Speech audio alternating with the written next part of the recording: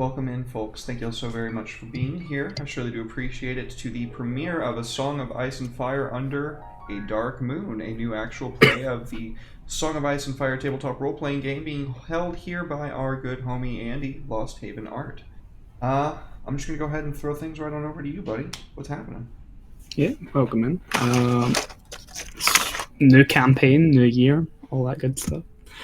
We're going to be doing a Song of Ice and Fire campaign using Green Ronin's Chronicle system, or it was originally the Song of Ice and Fire role playing system, and then they made it more generic. This is one of my favorite game systems. Has some similar vibes to Legends of the Five Rings. It is a game of intrigue and politics mixed with very dangerous and deadly combat, with a slight touch of the supernatural here and there. The campaign is going to be set 7 years before the start of the mainline book series, so before Game of Thrones. And you guys are going to be playing a noble house of the Vale, or the Eyrie, or Mountains of the Moon. They have a number of names that they go by. House Saros, the House of the Black Moon. And yeah, so hopefully next session we'll be joined by Eddie and Will. And yeah, looking forward. We've been planning this since like November or something. Maybe kept pushing it back and then decided that we'd wait until after the new year to like properly start. Stay excited, So yeah, though. been excited for like a good few weeks for getting this started. Quick And shout yeah. outs. Mash, thank you very much for the raid, homie. Much love, much appreciated. And also, Shady Sale and RPG Inn. Folks, you can get yourselves a fantabulous custom. Ooh, good lord, I'm clumsy. DMDM Dice Studios case at The Shady Sale, ko-fi.com/The Shady Sale. You can get 10% off of that using code RPGINN at checkout. There are some other fantastic stuff on there that you should also check out while you're there. It absorbs sunlight. It reflects that as pink fire to smite upon your enemies and resurrect their corpses to fight for you in return. So, if that sounds like something you're into, I'd say check it out. Use code RPGN for 10% off at checkout. Thank you again, you guys. Love you, appreciate you. Back over to you, Andy. Yeah, like normally I'll condone necromancy, but like not in the Song of Ice and Fire. You don't want to be messing with undead in the Song of Ice and Fire. But yep. So brand new campaign. I will pass over you guys. You can introduce your characters, tell us a little bit about yourselves, and then we'll start the campaign. Who wants to start? Should we roll for it? I mean, we can if you want. Yeah. Or we can just go. It's not all about me. Fine, I'll introduce my character and you guys can figure it out from there. Okay. I'll be playing Thorn. Thorn is sort of the master of the hunt, houndsmaster, all-around jack of all animals. He is a young adult. He's about 19. Father passed away, left the keeping of the hounds to him. He is an archer, and he's a little bit ambitious, but he's not very overt about it. He really wants to get some power for himself, and he sees the mountain clans as a method to that. So we're going to see a little bit of interaction between him and some of the mountain folk here in the area. Cool. Well, far be it from me to go before the heir of House Saros. Okay. If you want me to go next, I can go next. I am playing Selen Saros. They are a little bit more prim and proper because they have to be in regards to things, but that is a how do you call it, a facade. Very much about doing the bad things that have to be done to getting what they want out of life and getting their family ahead. That's all I'm going to say for now. I'll introduce more as time goes on. Proper air. I am sunk the points into taking the proper air. Feat. Trait? Is it trait? Whatever it is, be- it's proper. Yeah. benefit. It's the proper whatever it is. Yeah, I just But sink yeah. XP into it, so I did that. Yeah, hopefully one day I get my hands on a particularly cool sword. Over to you, Cleo. Thank you. So Cleara, whatever your shit is, she's already done with it. She is. Her family were miners underneath the mountain that the house sits upon, and she never really shied away from a fight. That got her into some trouble, but it also got her into the position of master of arms for the house. Clara takes no shit and gives quite a bit of it. Respect. Cool. Yeah. And yeah, I suppose that's 3 characters we got. I'll probably leave it for Will and Eddie to introduce their own characters once they can join us. The Song of Ice and Fire system treats the house itself almost like a character. It has its own history, its own backstory, various NPCs that are involved with it. And probably the most commonly reoccurring NPC for the campaign will be the Lord of the House, Lord Alcor. Not Alcor, That's Eddie's character's name. Eddie's character. Olimar Saros. He is Lord of the House. As I said, the campaign is going to be taking place 7 years before the books, which puts it at the exact middle point after Robert's Rebellion. So it's 7 years after the fall of House Targaryen. And House Saros itself took no part in the rebellion, despite one of the leaders of the rebellion being Jon Arryn, the Lord of the Vale, Warden of the East. They chose not to march against the Targaryens behind their liege lord, which means your house is in a questionable political position to start the campaign with. Despite not going to war, your lord, or Derek's case, his lord father, isn't a coward. He's just a cautious political leader. Like, history of the Targaryens would have told you that going to war, rebelling against them, was not a good idea. And fate just happened to have different things in mind. But our campaign begins well removed of Robert's Rebellion, more localized. It starts like any other day. Here in the Vale, up in the mountains, your house, the Mistfell, the castle that your family has held in its possessions since before Aegon's conquest. Even though it's been a period of a long summer here in Westeros, this high up in the mountains, the air is still cool. You still get the occasional summer snow. It most definitely rains from time to time, but today is not one of those days. It's a clear sky, although still cold this early in the morning. The main yard of the castle is alive with activity. The house itself has quite a number of troops that serve it, trained warriors, a standing force that the Lord of the House likes to keep, particularly the garrison. And they are currently doing their morning training routines out in the yard.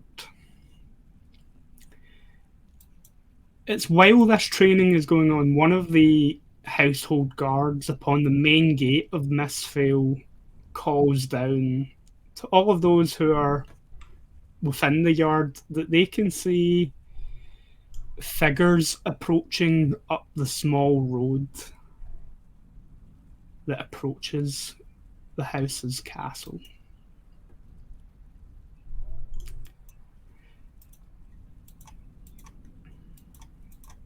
Cleara would definitely be with the trainees. She punched a newbie in the face yesterday, so she's got to like make sure that they're staying in line. Are there any signs of like there's somebody that's higher up that I can make this their problem? That depends if the young lord of the house is anywhere to be found in the yard this early in the morning. It seems dubitable. What time is it? Like, Standard time it'd be about 7 a.m. oh probably. no, I'm like off in this like probably back courtyard area, trying to paint a picture. I say trying because I don't have any talent with it, but I forgot you're a anyway. painter. I fancy myself a painter. Yeah, it's questionable if his skills are any good. Luckily, he's surrounded by yes men. Yeah. You'd probably know that Okay, that's then. where I'm usually to be found there in the mornings. Then, in that case, Cleara, you would be the most senior ranking member of the house in the courtyard at this time of the morning. The House Saros, unlike many other houses in the Vale, doesn't make much use of knights. In fact, the only knight that currently serves the house is the Lord's younger son, who is currently also not in the training yard at this time in the morning. So yeah, being the Master of Arms, you are the most senior ranking retainer of the household available. Gotcha. So, what is our normal welcoming committee procedures for visitors? I think Do that we would keep be the gate open or closed? seeing how there's a number of mountain clans. Like your house is situated pretty far up into the mountains. Like you're well away from the Bloody Gate and the Eyrie itself. Those tend to be the regions that the mountain clans tend to feel a little bit more comfortable. And in fact, your house's lands themselves aren't exactly the most law-abiding or safe lands to be traveling in. That's So right. keeping the gate open, I don't imagine that would be the case. All right, How you well- greet guests, I think, very much would depend on if you're expecting them or not. Gotcha. So yeah, I'll find the nearest rampart to climb and greet them appropriately. State your name and your business. By the time you climb to the rampart to look over, like I mean, the castle that the house has is like the biggest that you can get in the game. It's huge. Built That's right into the rampart. into the mountain, overlooks a small rugged mountain path. It's not even a road that climbs to the main gates. Like you can't ride a horse up here. Like you'd have to guide one down to flatter land before you could Hence mount why we one. have no knights. There seem to be only 2 people approaching the gates, and by the time you get there, you can clearly see the pair enough to tell that one is very clearly supporting the other one with an arm wrapped around their shoulder, looking rather bloodied, and the clothing that they're wearing it's brightly coloured. It looks like it would probably be noble dress, but there's no great like entourage of like personal guard or anything like that you'd expect with a noble visitor to the house. Just 2 individuals. One of them is very clearly hurt because they're being propped up and basically carried by the other. Do I see any kind of blood on his clothing? Initially, no, but as they draw closer to the wall, you can see darker patches in some of those bright coloured clothes that they're wearing, which Okay. could be blood.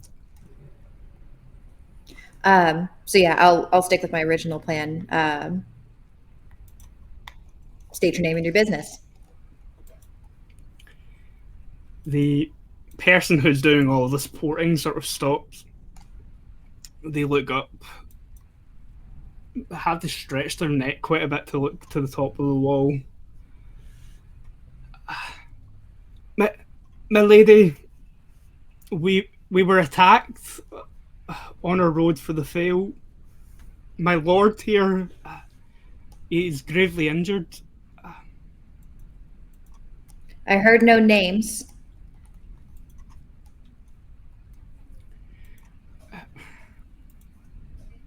We're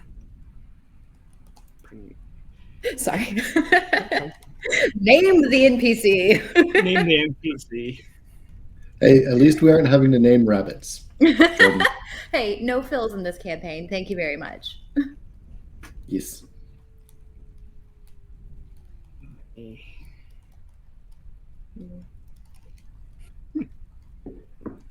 Oh, that's nice.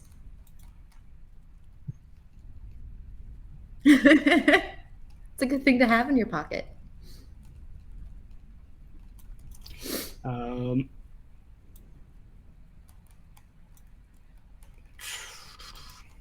had some names written down. Steve. Steve. I always go with Steve.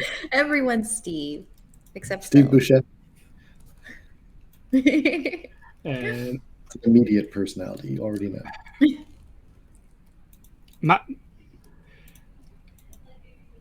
My lord is from House Blackmere of the Riverlands. Are they friend or foe or neutral with us?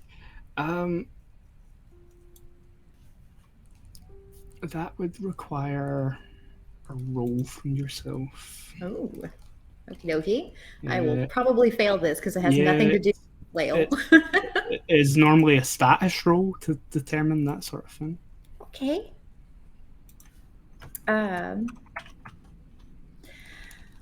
Do I click the name of it or the dice? The dice. Yes.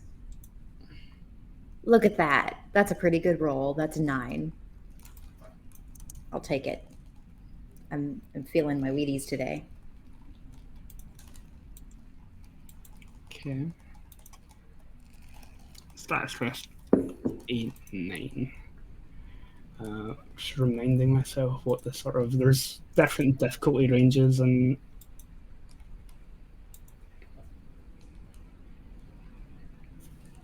this. I'm actually really impressed. That's close to the highest that she can roll. Yeah. Okay.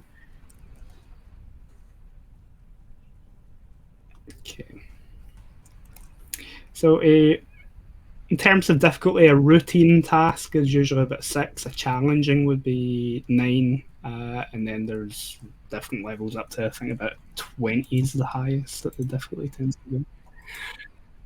So with the 9, House Blackmere are a middling noble family from the Riverlands, as the man said.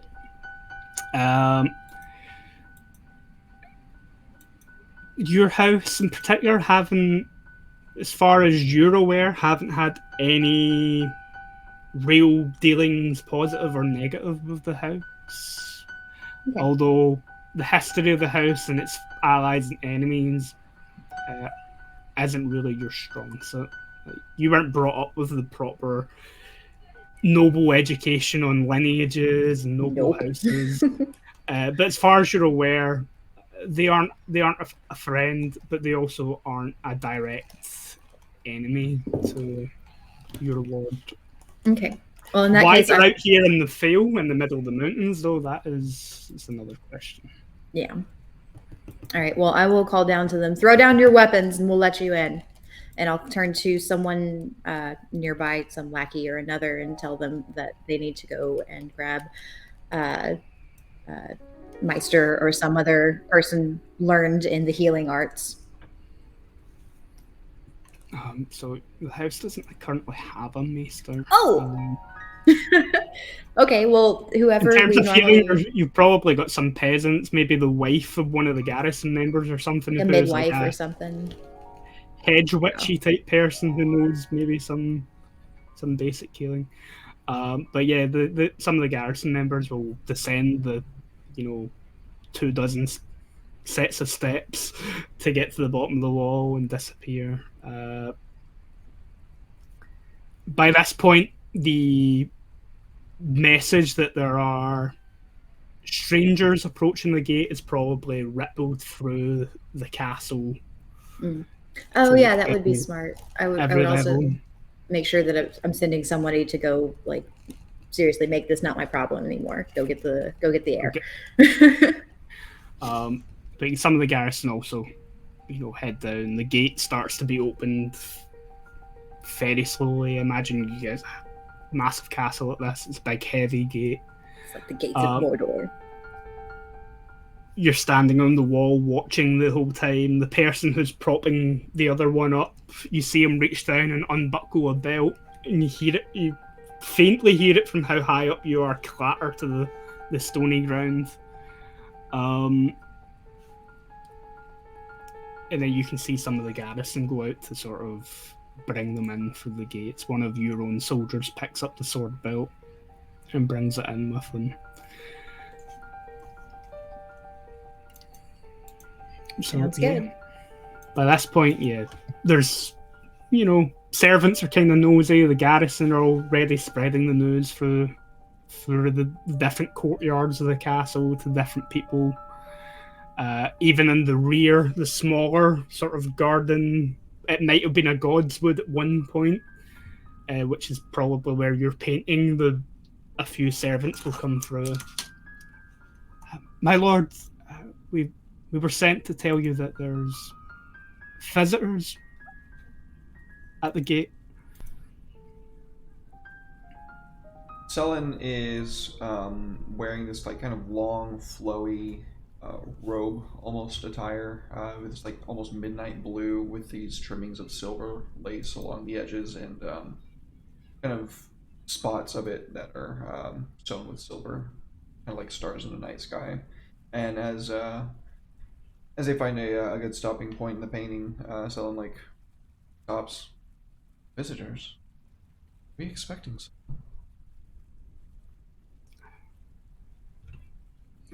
I don't think so, my lord. Maybe your lord father has more information. I assume that someone will be going to tell him as well if he's awake at this time in the morning. Wonderful. Well, I suppose that it's a bit of it. All right. Selen gets up and like kind of dusts off whatever residual morning dew is drifted up from the fog and makes their way inside. I'll meet with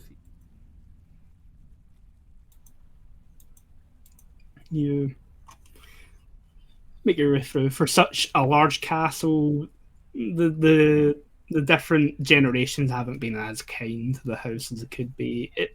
The castle probably only holds maybe about a quarter of the amount of staff and people that it was originally built for. So there's plenty of parts where you're walking through empty corridors that would have at one time maybe been busier. You occasionally meet the odd servant passing by until you start to reach the front half of the castle where it's a lot more commotion. As for Thorn, pretty much as soon as the unexpected visitors are in through the gate, the dogs start to kind of bark. A reaction that you're used to maybe when they're on a hunt and they have the scent of fresh blood in the air.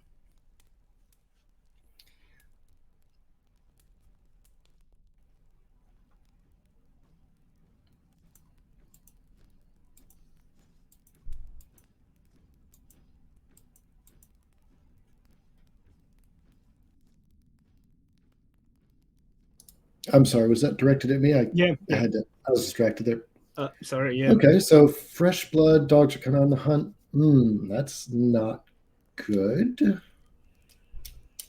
Have I heard anything? Any alarms? Any cries? You would have heard the cry go up from the main gate that there was people approaching, and you would have probably heard the heavy chains starting to be lifted to open them. Okay.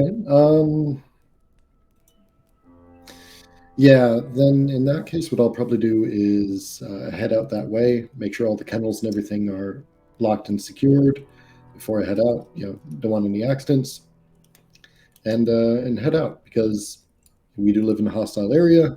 There are mountain clans. I should probably be appraised of this, especially because I do kind of liaison between us and the mountain clans.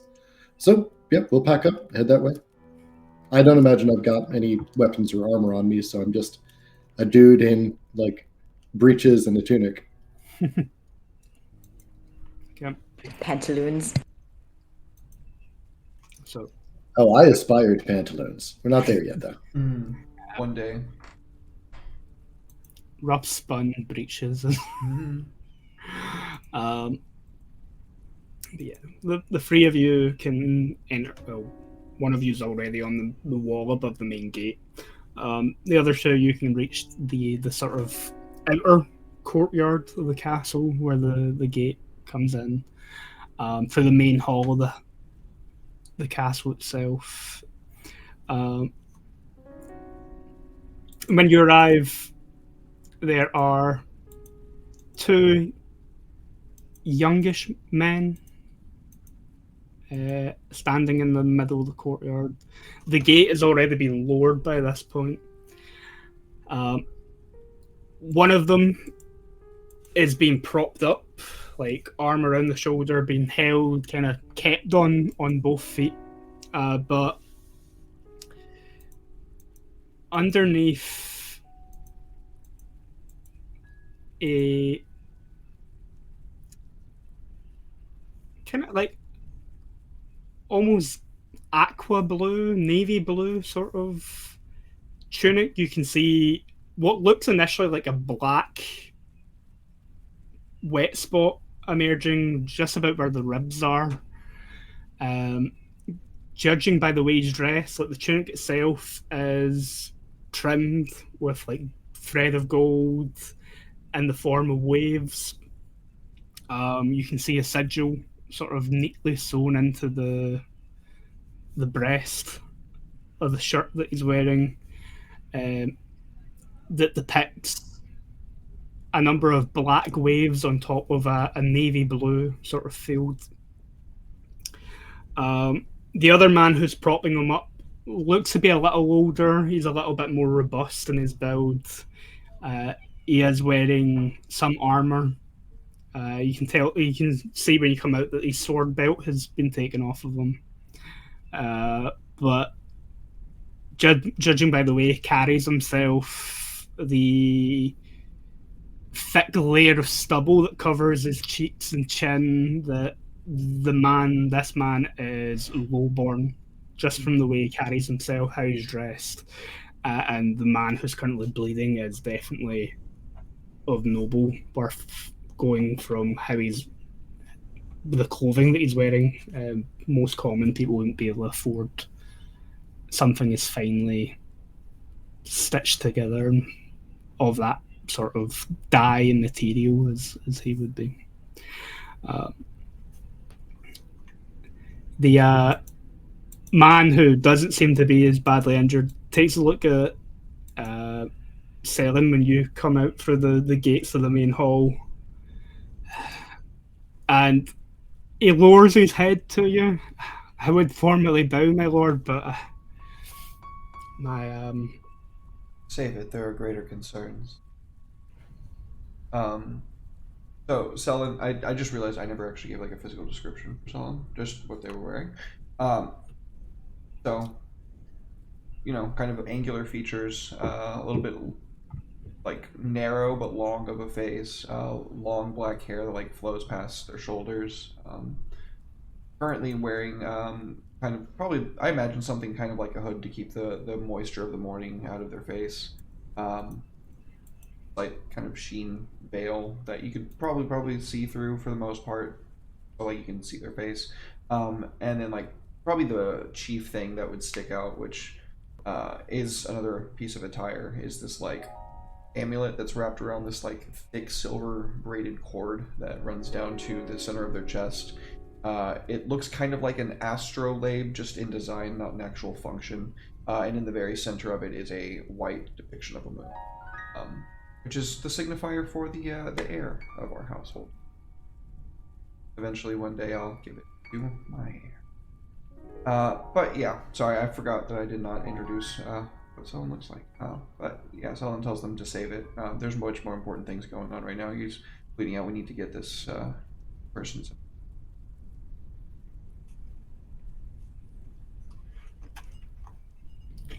The man sort of nods. You're the lady up in the battlements. You hear some of the garrison maybe chuckle at the use of the word lady. That's appropriate. She sent for someone to tend my lord's wounds.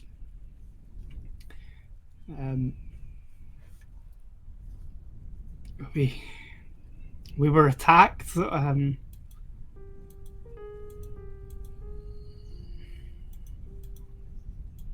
Why? They looked like wild men.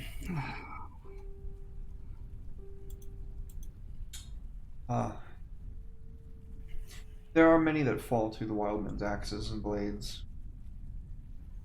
Last I hear, every once in a while they get some pretty fine weapons. You're lucky to be alive.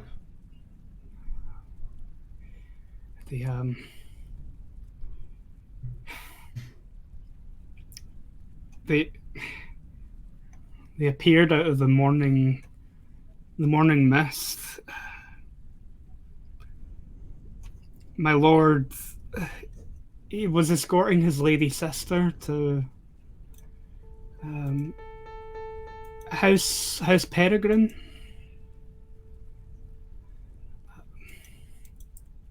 The wild men. I tried to get both of them free, but there's a lot of chaos, my lord. And you lost his sister. I understand. As I said, you're lucky to be alive. You've done well to save. Let us get you somewhere by the fire where it's warm. Some wine for the pain.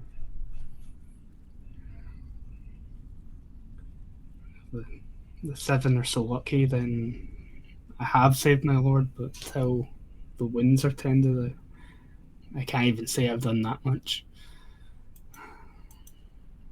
Well, it's not for us to decide. As he's saying that, the young noble that he's kind of propping up coughs and splutters.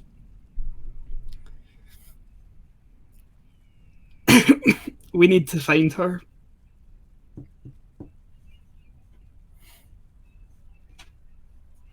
Your sister.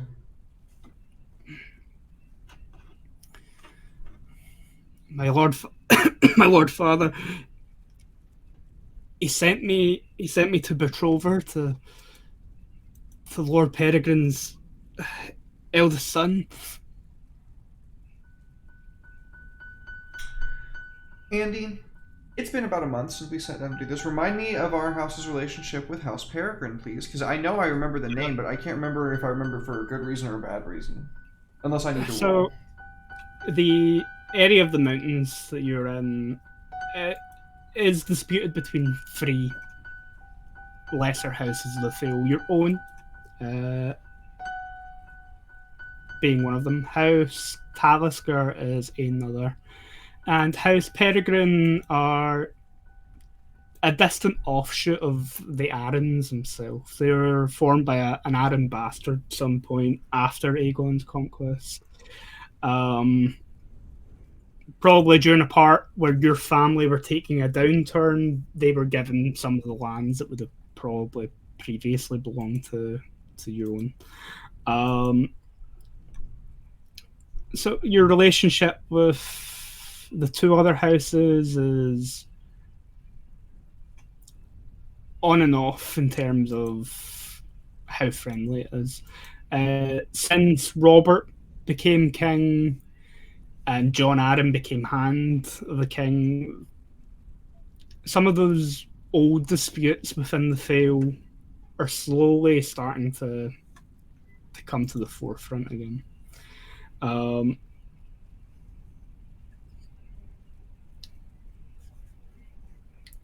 But yeah, your relationship is tenuous at best. Got it.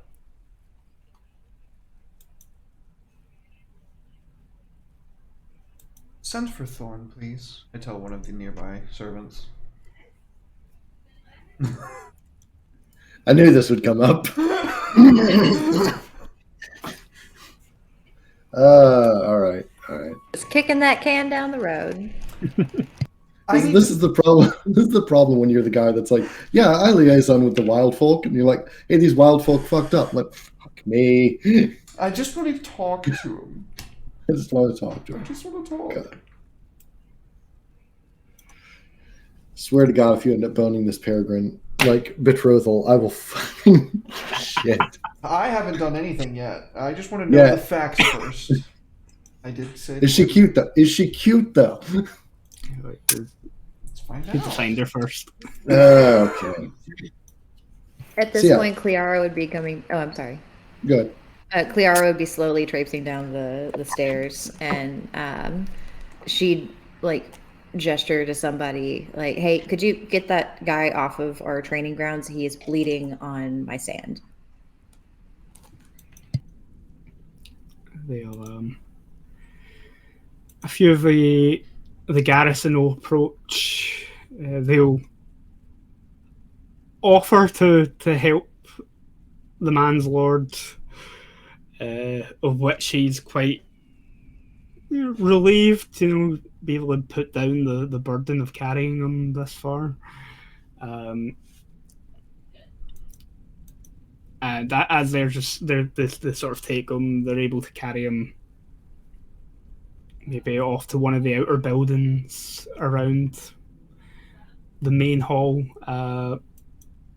One of the garrison members comes out with an older woman, maybe in her like mid-50s, early 60s, who, like, in lack of having a maester, this woman is. She's served the house for probably a few generations as, like a birthing maid. She dabbles in some medicine, probably not up to the standard of a maester, but enough to keep people alive, provided that it isn't anything too bad. And they'll take her to this outbuilding along with them, leaving this lowborn, probably a member of the household guard or troop from House Blackmere, kind of standing in the middle of the stand, weaponless, still covered in some of his lord's blood,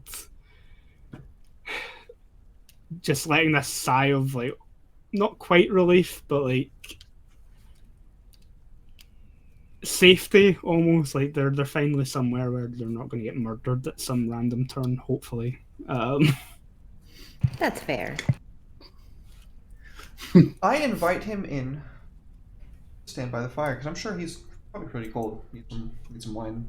Hold up. Wine for breakfast, hell yes. Oh, I've read several of the books. They do that like all the time. All the time.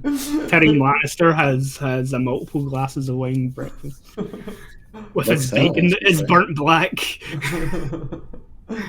Mood. The young man follows you in. Say young man, he's actually probably older than you are. But he's not quite like Cleara or your Lord Father's age. He follows you in. he'll happily take the wine and stand quite close to the fireplace.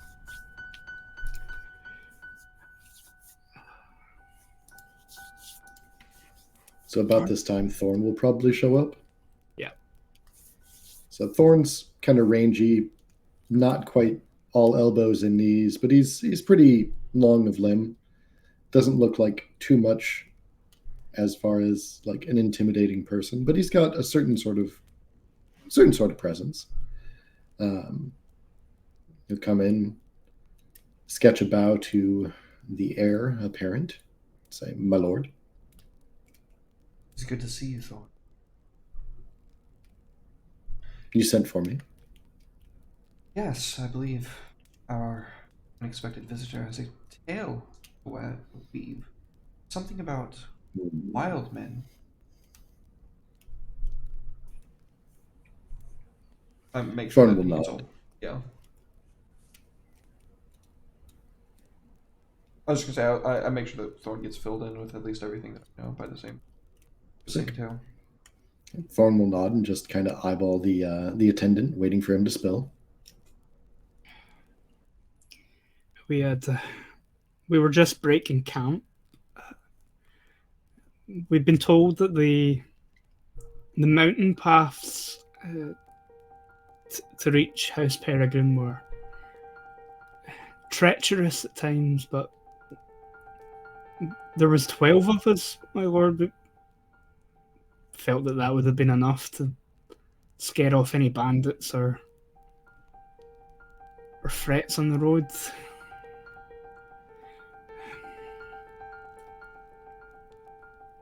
They said the morning mist obscured their approach, and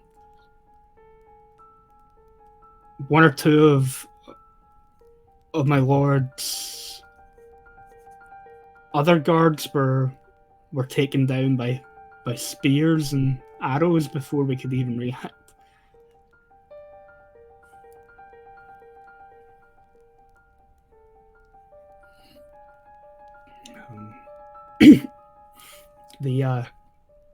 The captain of the guard ordered me to save the lord and his sister, but I got the young lord ready to go first, and then by the time I could move to grab the young lass, they were already in amongst the camp. And that's when my lord got injured.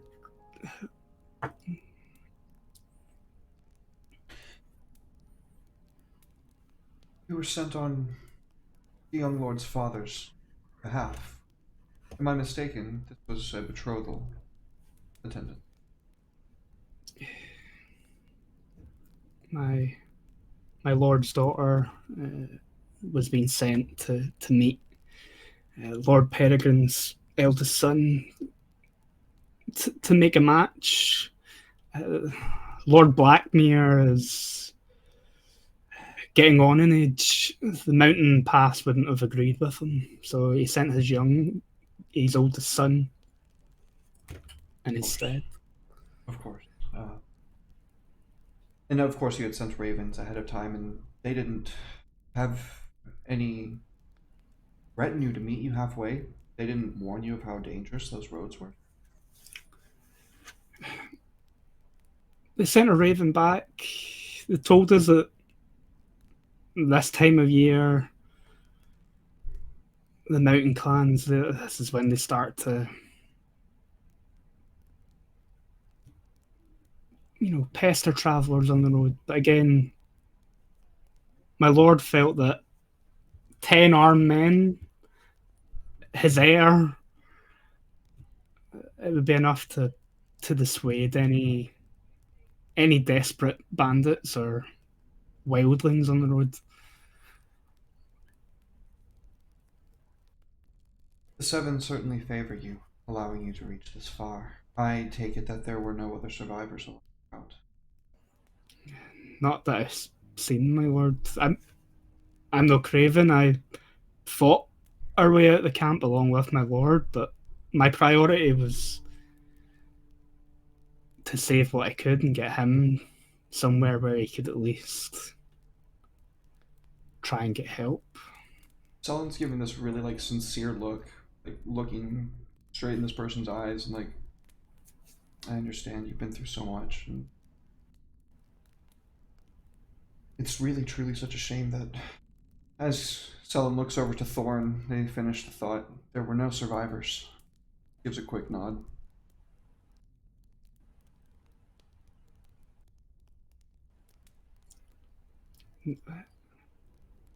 No survive.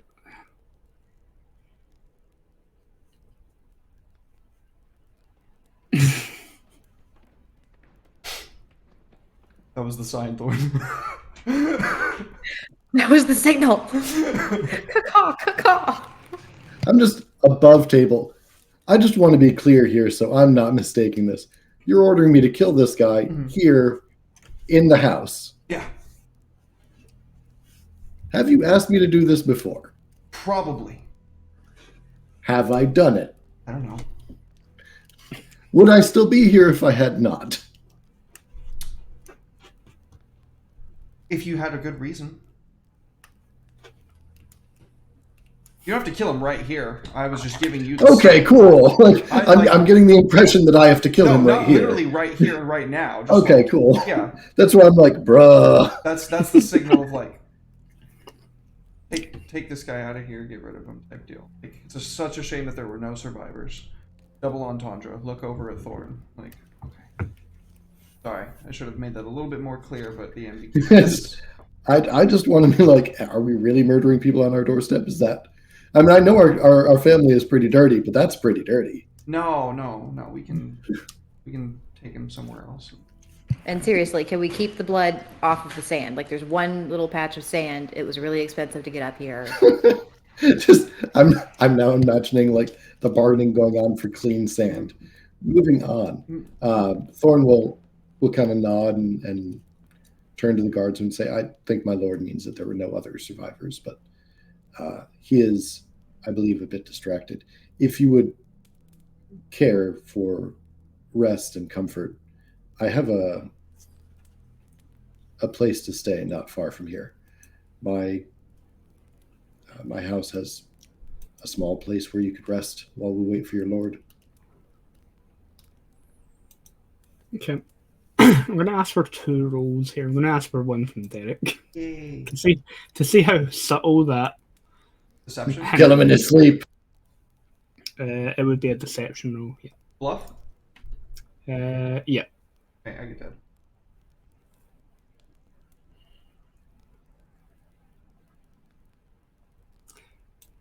Got a 10. How many dice do you have? Jesus. If I roll bluff, it's 4. If I don't roll bluff, I was a That 10. looked like a lot. That looked like a lot more than 4 to me. I don't know. He rolled 3 first, and then. Okay. Yeah. I guess it just combined them on my side. I'm like, what the? So yeah, the bluff, like the guy thinks he's in a safe place. He's in a noble house. Doesn't read too much into the no survivors comment. Minor slip of the tongue. But I'm also going to need a deception roll from Thorn as well about the somewhere safe comment. No, I'm actually going to put him up in my house. I plan on killing him later. He's going to have an accident when we go looking for the other guards and backtrack. He's safe at the house, though. Okay. Fine then. This is why I don't do the killing. I trust Thorn. He can think way more than I can about that kind of, So deception or no? We'll skip the deception roll for now. Okay. I'm actually going to put him up, feed him and stuff. He's still a useful source of information. It's just he's going to take some arrows like later. He'll finish downing the wine that he's been given. Put the glass down or goblet down, and then follow you out. Once this sort of, imagine this castle has multiple sort of guest halls. Probably one of the smaller ones is where you would have brought someone. One more discreet ones where less people see them. Once it's emptied, though, your Lord Father will enter Lord Olimar sort of comes walking into the hall. He's but average height for a Westerosi man, in his mid-40s by this point.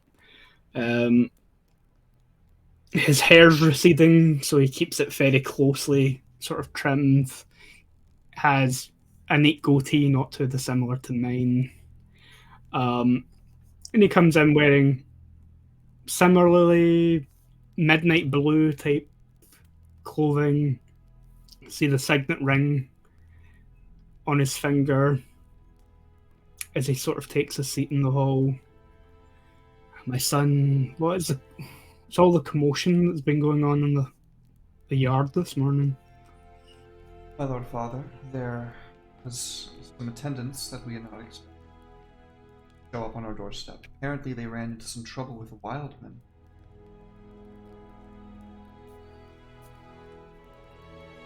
And they came here. I will fill him in on the information, subtracting the bit about the girl. I'm going to leave that out for now, so that I don't say anything about it until I actually have a solid lead on it. So that he doesn't know anything and he has plausible deniability. Okay. Then this is actually going to be our first intrigue again. Ooh. So I'm going to bring up the intrigue rules.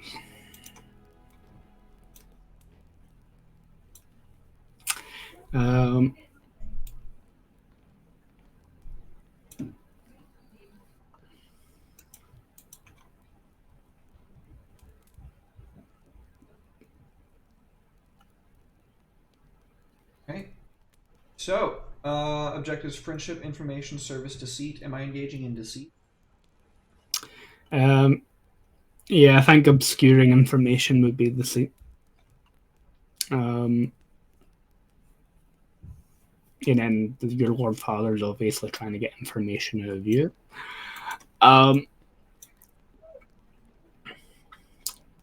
You would be picking your disposition.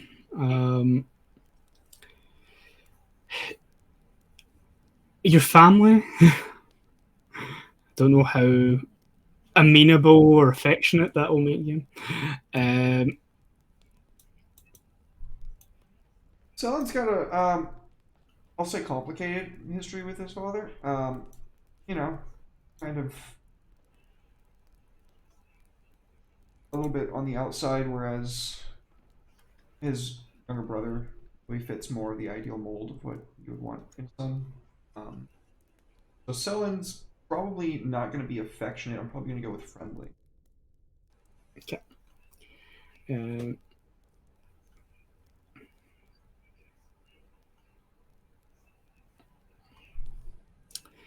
Cool.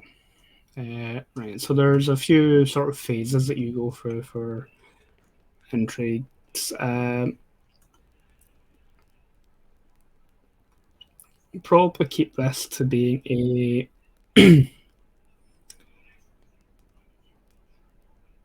simple intrigue, which is a single exchange between two participants usually.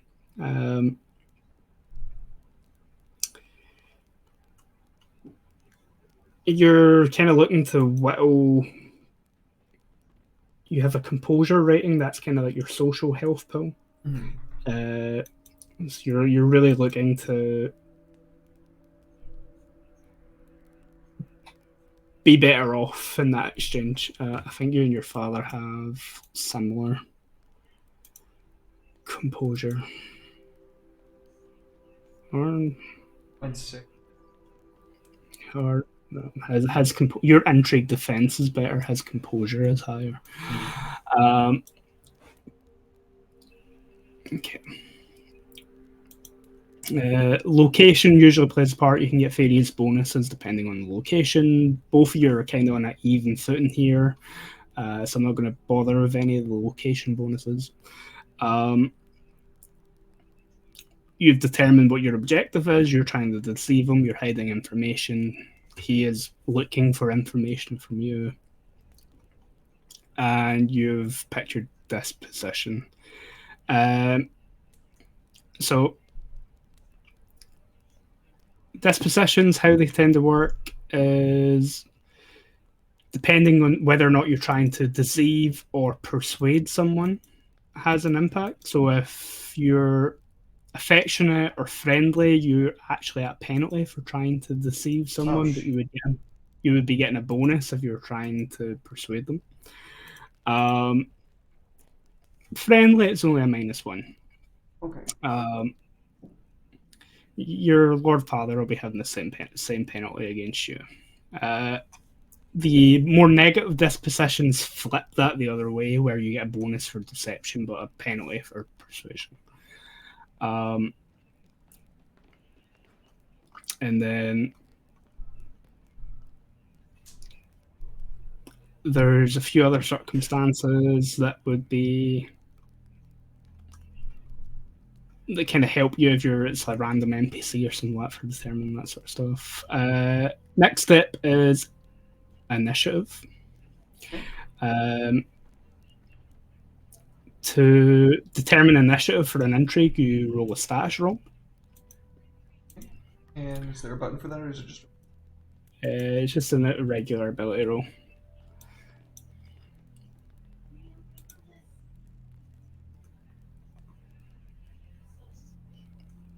Hi. That was a lot of ones, bro. That was you rolling twice. I rolled twice. I rolled the same. Again, I'm looking at the wrong character sheet. I was looking at Eddie's character sheet. Lord Olimar is, composure 12, intrigue defense 12. Status 5. Oh no. Yeah.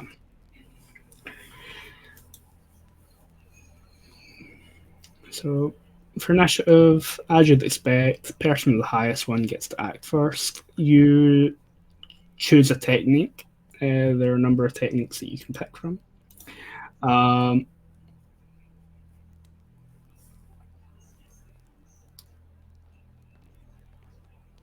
He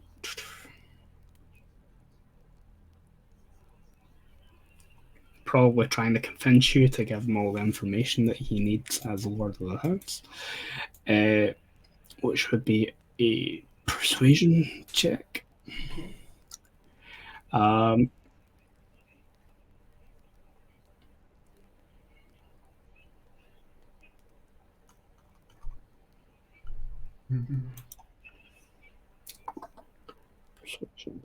Persuasion.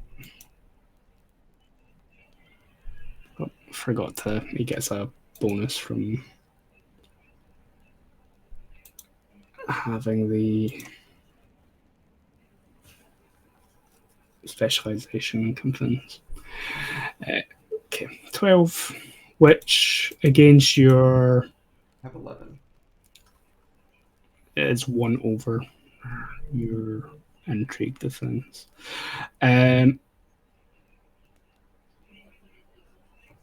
So convince.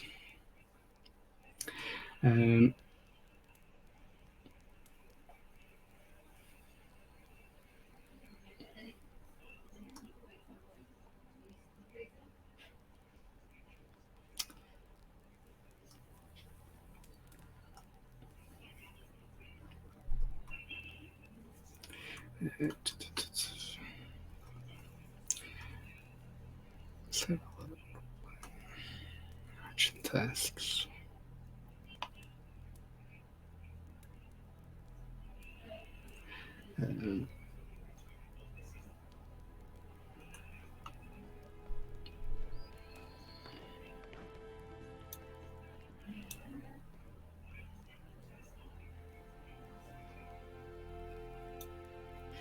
Cool. It's not going to be great. So steps are choose your technique.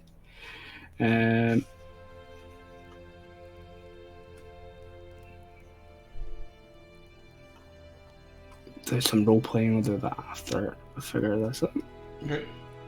So now I go. Yep. Okay. So I am going to. I think.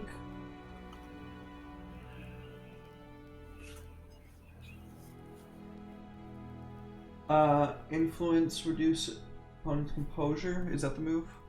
That's like the standard thing to do. So that would be the move. You need to pick what technique that you're using first. Oh, okay. The-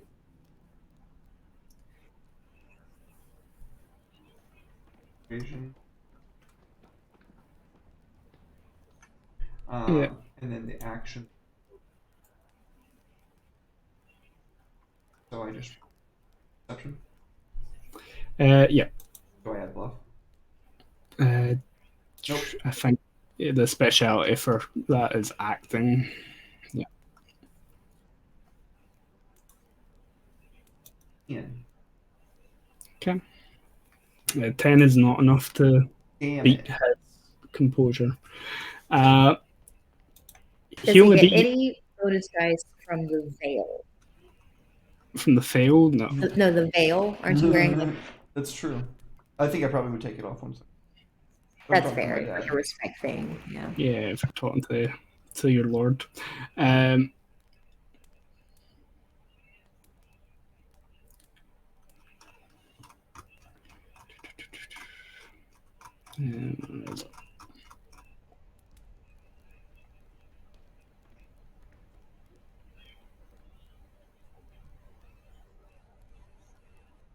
Okay.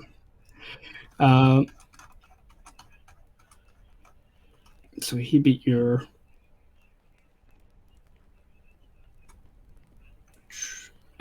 intrigue defense by 1.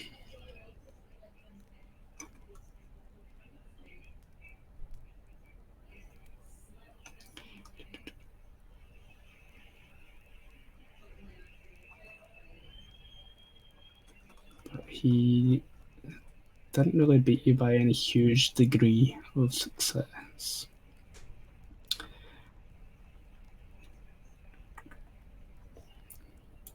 So he has will rank. 4. Because your disposition towards him is amiable, you've almost got that a damage reduction or your disposition rating, so that reduces the amount of composure damage that you would take.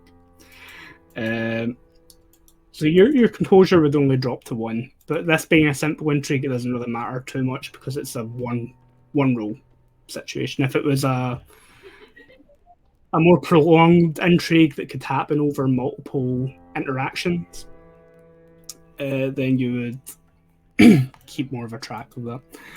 But in this case, as you try and obscure your Lord Father, you'll listen to what you're telling him about the two that came for the gate, that they were attacked by wildlings. One of them is a member of nobility that arrived with one of his guards and managed to escape the attack. And he waits for a moment, and just as you're feeling like you've maybe put the wool over his eye, like he doesn't suspect that there's anything more to the story. He calmly just sort of, and the young lord, he would have been traveling with other members of the nobility. Yes, I was getting to that. They were transporting his sister, some marriage betrothal or something. I thought, it would be prudent to make sure that a fair young maiden is safe and arrives upon her destination. Maybe it is our house that comes to her rescue. Things between us and Peregrine. Just a tower.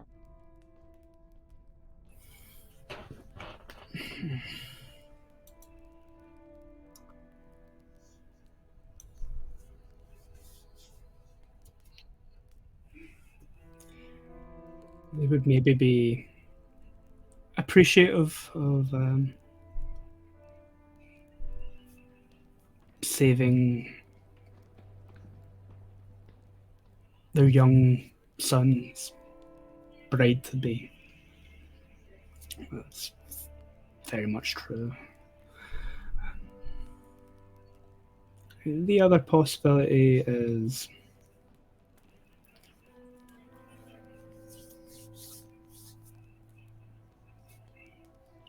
you've yet to be betrothed.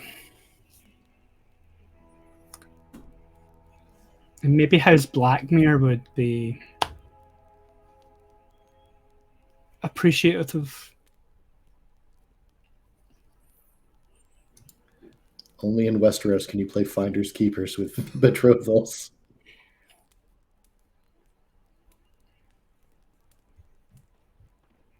But Father, I don't know her. And I'm I fairly want sure your that string! She could be ugly. She could be dumb. Vast tracts of land. Look, we're not in a swamp. This is fine. We'll be all right. and I'm sure that Lord Peregrine's son doesn't know her either.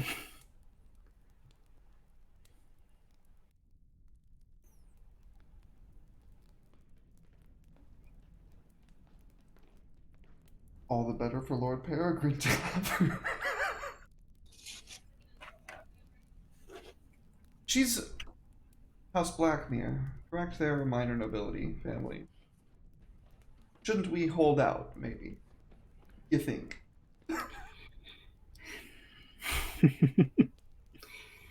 No.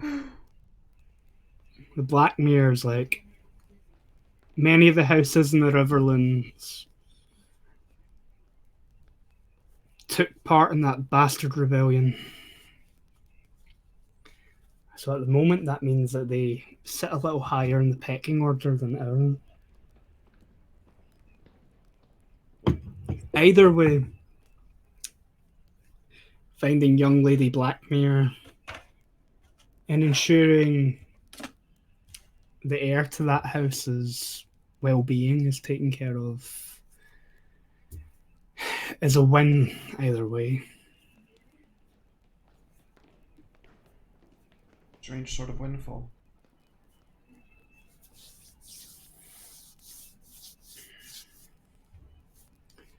And who do you intend to take with you to look for Lady Blackmere?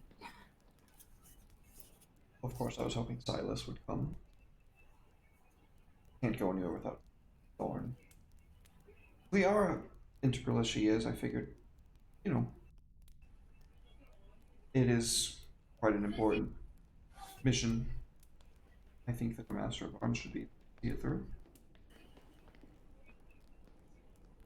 Maybe even Alcor. The boy is a strange one. Your brother, he is, I believe, doing some form of nightly penitence, locked in a room somewhere.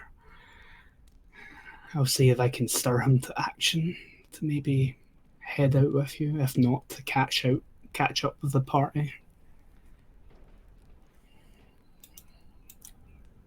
Very good. You're dealing with the mountain clans here, though. I think that they would show us at least a little bit of respect.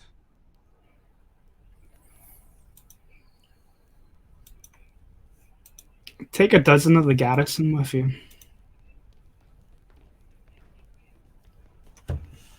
Not that little shite that I backhanded yesterday, though. Of course. Of course. Sorry, not there. No, you're good. Zillin's thinking hopefully it won't come to that. Maybe we can just talk to him. We don't have to risk it.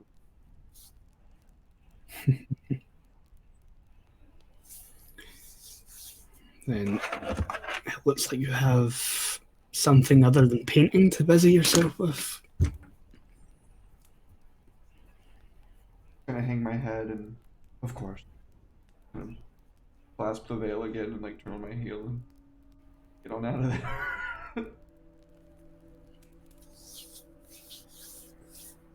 You take the bottle of wine that you had out to give to the. You hear him start calling for a maid to bring some bread and bacon to have with the morning wine.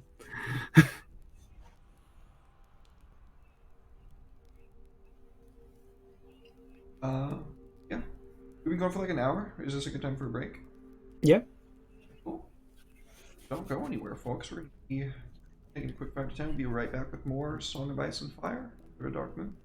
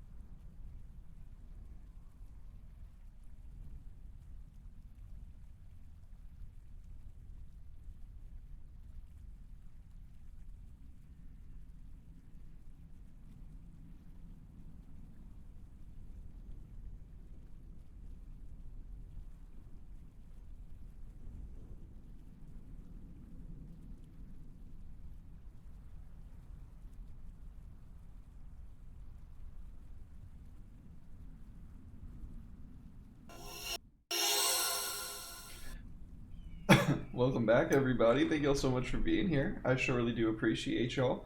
Once again, thank you very much to Natisha of the Shady Sale and RPGN. You can use code RPGINN at checkout for 10% custom videos in dice case. It is wonderful. It absorbs sun and reflects it with glow in the dark pink energy. Cool as fuck. Thank you very much. Use RPGINN at checkout. Andy, what's happening? Yeah, welcome back. So yeah, we have set the story hook in motion. You have spoke to your Lord Father about the two unexpected visitors that you've had to the house. And you need to gather your party and venture forth. I think that's about right. You've been told to take about half a dozen of the house garrison with I you. heard 8 dozen. 8 dozen. all of the the garrison. That's all we got. Let's do this. Except you, Steve. We're rolling deep. I'll take whatever you tell me to take. But yeah. Cool. So yeah, you left your father's company. You look for Thorn, maybe. The house's master at arms might want to come with you. Since she's probably the best person in the house at fighting, in case you need that done. In fact, looking at the character sheets for all the player characters, bar your younger brother, she is the best person in the house at fighting. Yeah, like I said, arguably. Yeah, and it's arguable between the two of them. Yeah, Silas is very specialized. Cleara will pretty much take your head off with any weapon that she can get her hands on. Including my own hands. That My brawling worry- dip was very, very, very intentional. Yep. My one worry with our armored buddy is he's not going to be able to go anywhere. try and climb and full plate. Wait, no, Soul, are you dropping freaking like onward as in what is that? That YouTube thing. Sorry. Onward. Oh man. No, I forgot it. But yeah, I got Girl you. Quest. Nope. Adventure Quest. Journey Quest. Journey Quest. No, he's a flail, yeah. he's not going anywhere. Like his movement speed and armor is nothing. Yeah, he needs a goat. We need to get him a battle goat for sure. Yep. Sturdy mountain pony. That you can ride. Look, we haven't even gotten her back from the wildlings. We can't be calling her that.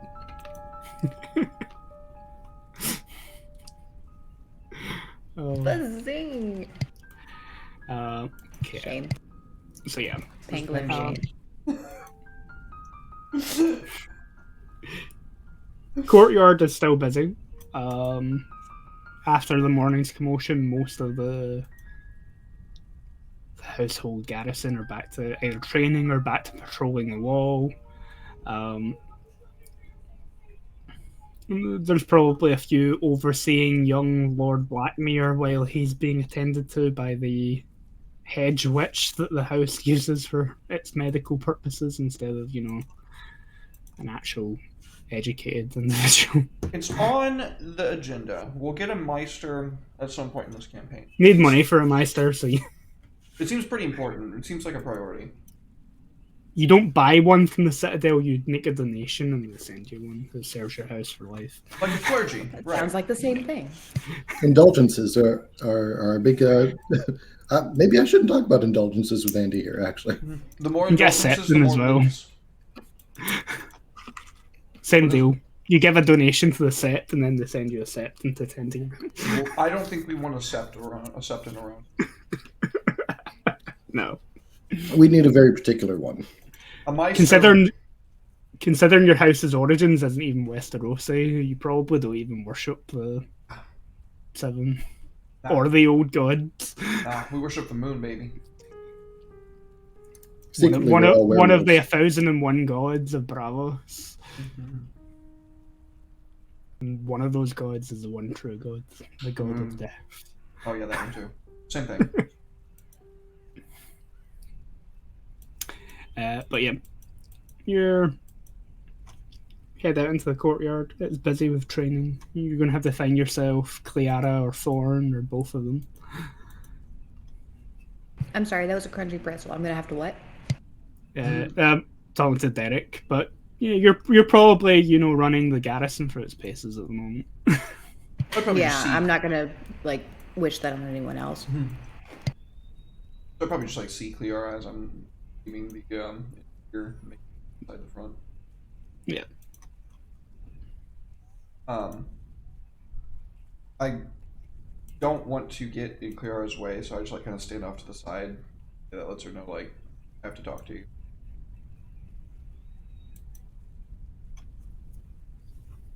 What's that, Lynn? I'm sorry. What? Wait, what's her name again? So Selin. Okay, I did get it right. Lord Selin. we have a mission. My Lord Father dictates that we are to find this black maiden, ensure her.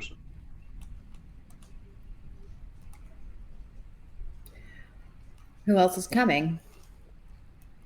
Thorn. Hopefully Silas, once he is his flagellations, and of course, as well as have.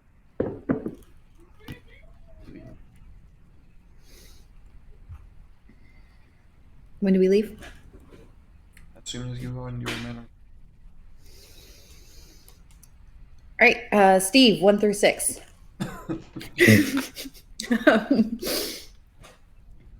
I'll pass out orders. We can be ready within the hour.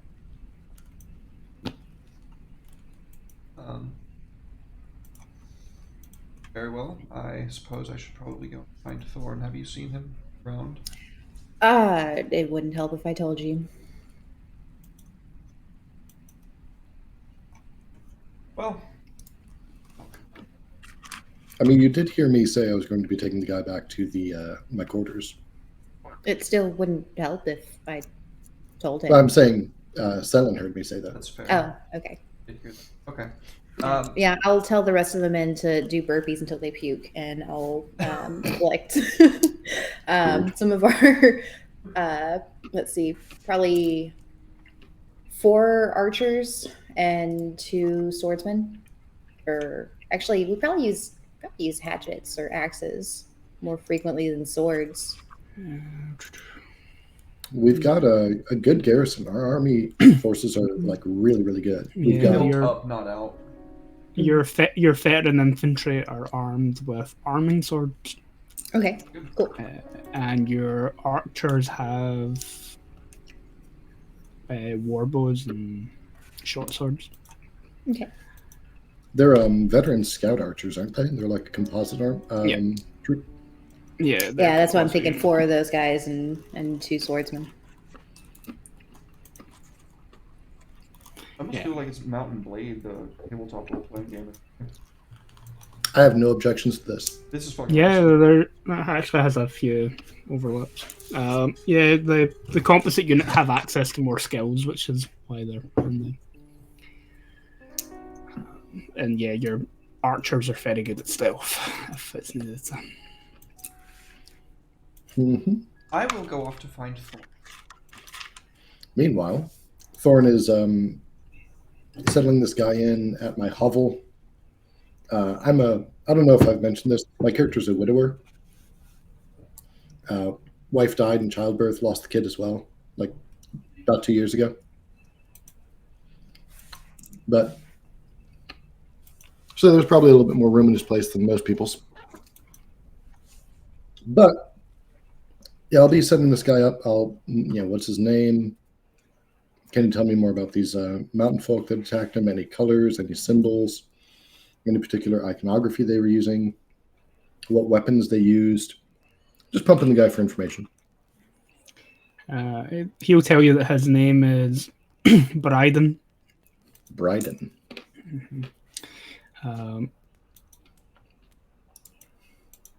he he's or he followed his father's footsteps. His father is a soldier that serves Lord Blackmere. He followed his footsteps. This was his first time traveling too far beyond Lord Blackmere's Rough go of holdings. it.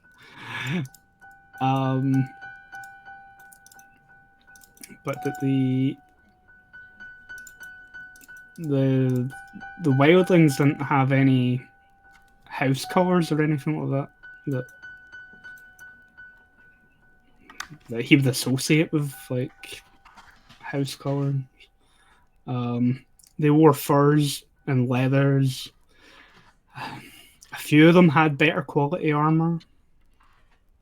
A few were armed with spears and axes, although he seems fairly sure that he's seen at least one of the wildlings with a sword.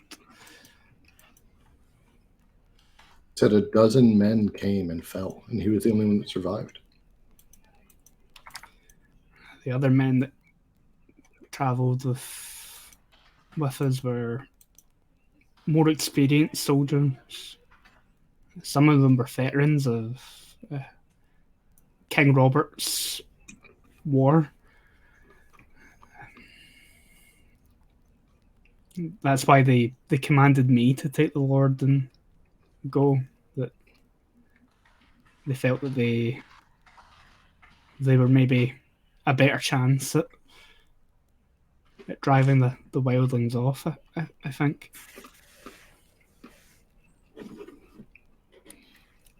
If they sent you off, they weren't planning on holding them back.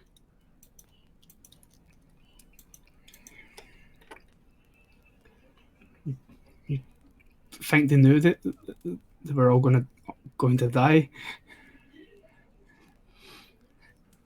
Friend, they thought you were going to die, but they were going to leave you with a little hope.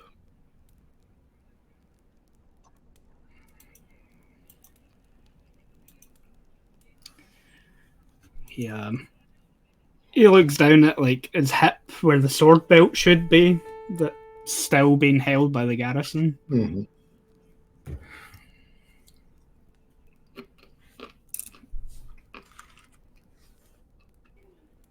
It was the first time that I drew it against another person. I froze and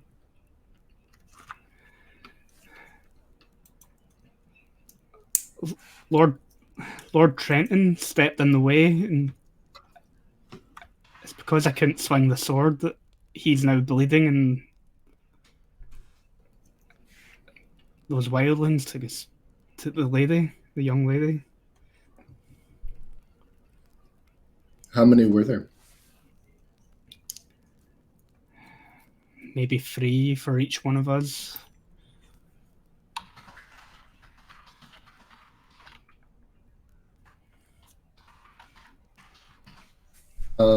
Above table, 36 wildlings, armed and ready to go. That's a big group, especially using like notably decent armor, a couple of swords. Do I have any idea like who in the mountains has that sort of like manpower? Because that's to me as a player that stands out a little bit. Yeah. Does it stand out to Thorn?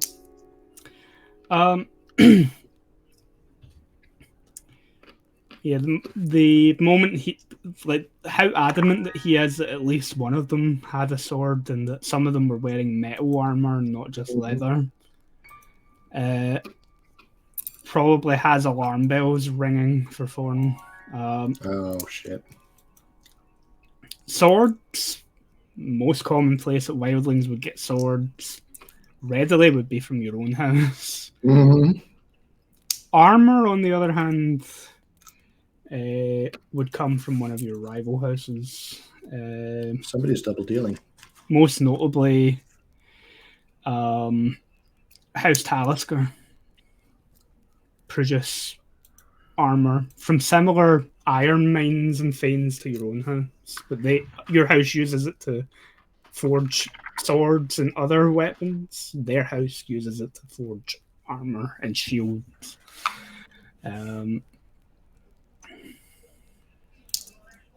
Okay. So 36 wildlings, well equipped. A dozen men died to provide this Bryden's retreat. Yeah, they didn't think they were buying time. They thought they were just giving the kid hope. It's rough.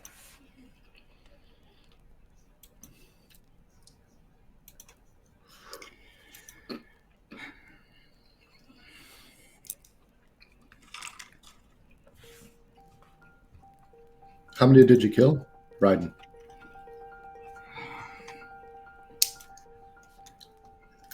Personally,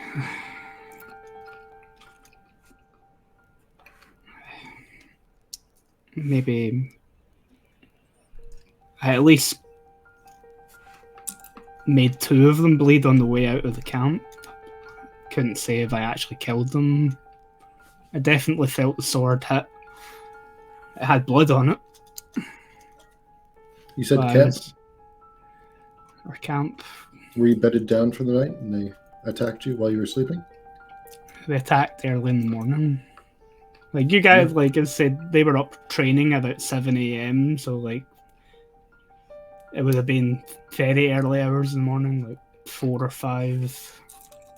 Just as the sun was coming up. Which means that he carried his lord for a good 2 or 3 hours to reach Mistfall.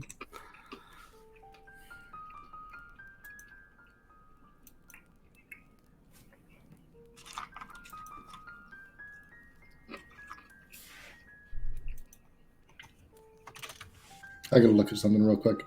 I'm trying to figure out how smart Thorn is. No regrets for making that dude wait at the gate.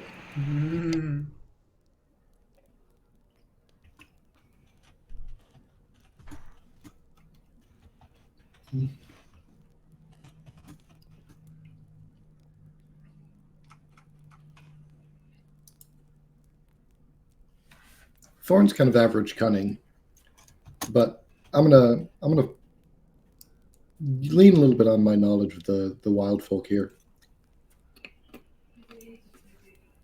See, Thorn's thinking, if I've got 36 men, I just wiped out 12 dudes, even saying wildlings being shit and these guards being like top tier, because these were probably pretty good guards, right? Let's be real. But he said that most of them were veterans of Robert's Rebellion. Right. Let's say that they take out the wildlings 2-1. There's still a dozen wildlings. And they've secured 1 noble person, but there's another noble person gone. Wounded, being carried by 1 guard. They weren't after the boy.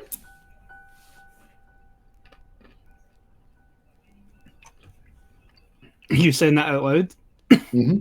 Honestly, they weren't after the boy. If they were, you wouldn't have escaped. 12 men? You think they were after Lady Blackmere?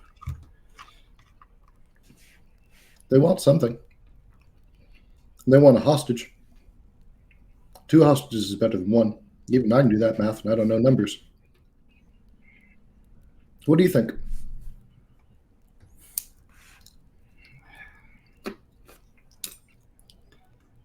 They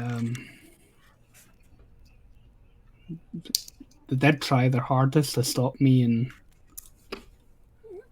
and Trenton from reaching her.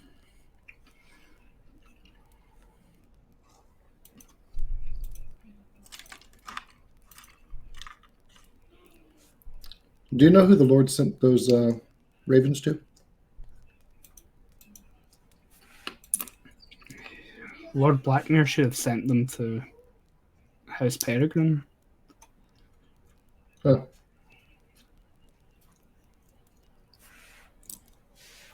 You should get some rest. We're probably leaving soon.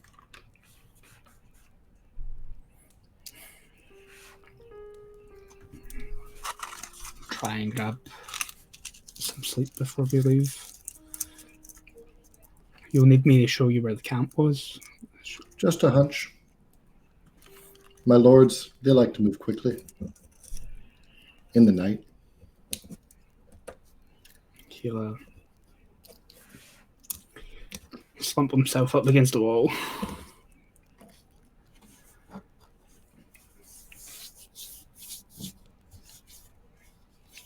By this point, yeah, Selin, you can reach Thorn's quarters in the hold. Knock, knock.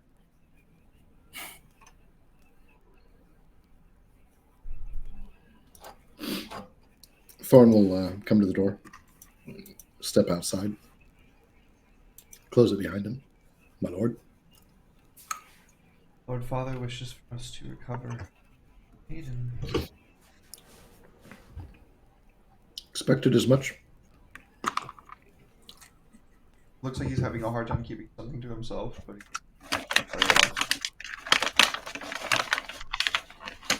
right, well, to be as ready as I The don't man know. needs some rest. Rod. The man needs some rest. Very well.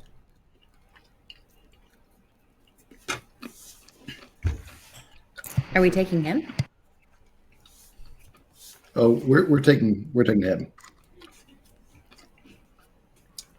All right.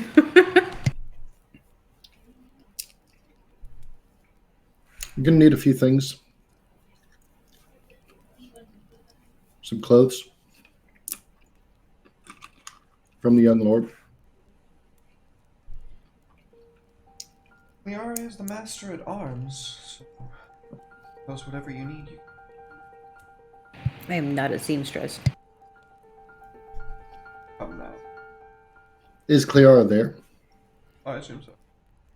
Oh, okay. Well then, yeah, I am not a seamstress, and I will come nowhere. My lord, you mistake my meaning. I need the young lord's clothing so that I can set a scent for my hounds. Oh, I see.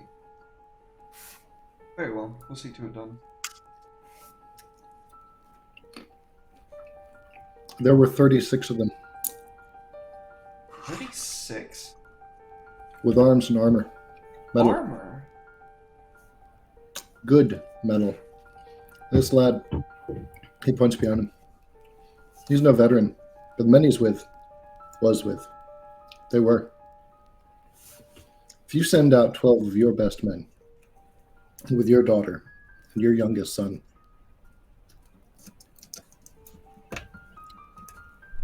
figure against the wildlings 2-1. There's still a dozen of them out there. There are some clans that are that big. Not many. There aren't that many that are that well equipped. Especially not with armor.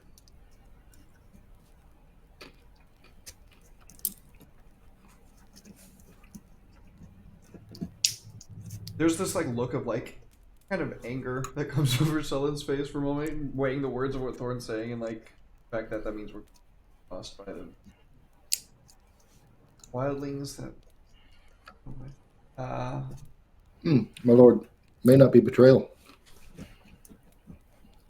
It's possible that some of the men we're allied with have been bumped down the chain, so to speak. They didn't send an emissary. Tell us. Someone had been. That is a betrayal. No, these may not be our clans.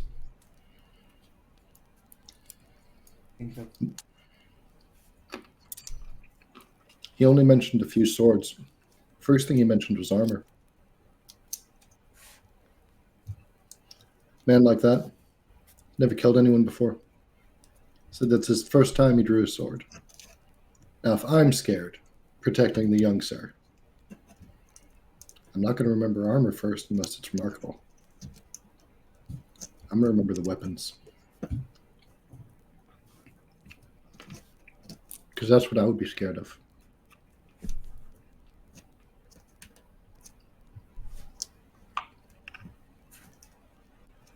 Is it possible we should begin our search at the Fang then? Their castle.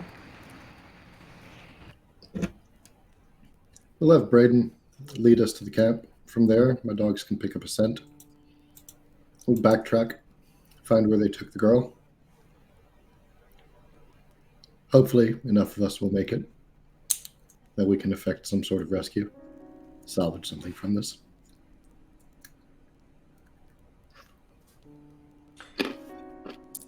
Let's do Blasker. Let's do what you prepared, I want. So.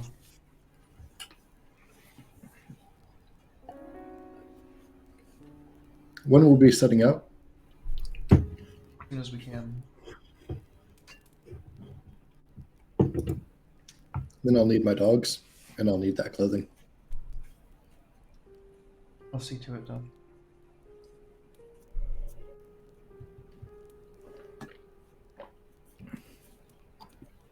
As you wish.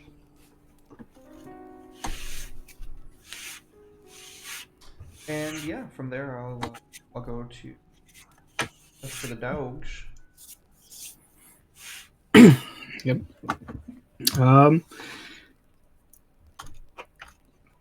You go to one of the sort of outer buildings of the castle. Would have probably served as maybe like an officer's quarter or something like that at some point when the castle had a larger garrison. When you go in, the fireplace that's in there is like fully lit. It's hot. You can see the old woman sort of bent over a wooden bench. You can see the boots kind of hanging off the edge of it that belong to the young Blackmere lord. When the door opens and that sort of mountain air like draft comes in, the old woman sort of quickly snaps her head in the direction of the door. Oh, it's you, my lord. I almost bit your head off as if you were a stable boy or something. Of course, no matter. Please. Thorn needs the scent of this boy for his dogs. Might I see his clothes? We had to cut the young man's fine shirt off to get at the wind, I suppose. It's not going to go to any use here. Someone's gonna like stop and like look at the guy. How's he looking? He's currently unconscious. You can see it's quite a large cut just underneath the pec, and it slashes around down the ribs to about the hip. She has put stitches in it. They aren't the neatest of stitching. She's cleaned up the wound, and she's applied some sort of poultice over the top, and she's clearly given them something to help them sleep. Probably milk of the poppy or something. Mm-hmm. Well, if he lives, we'll probably want to keep his shirt on.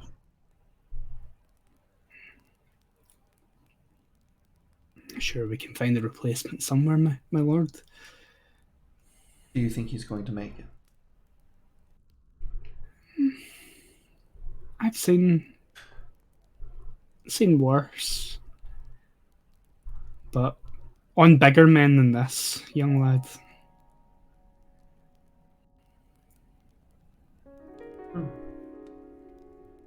Well, we're going to go rescue his sister. If he awakens, you can tell him to rest assured that she will be safe. I'll keep him informed, although the amount of pain that he's going to be in, I imagine that he'll want to be kept somewhat in a peaceful state as much as possible. Well, there's something to be said about the flame of youth. Thank you, matron. I grab the scraps of torn up clothing and I leave to go give Thorn it for his dogs.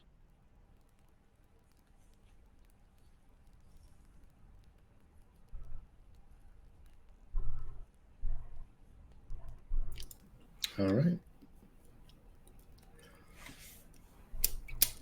So what's the plan here?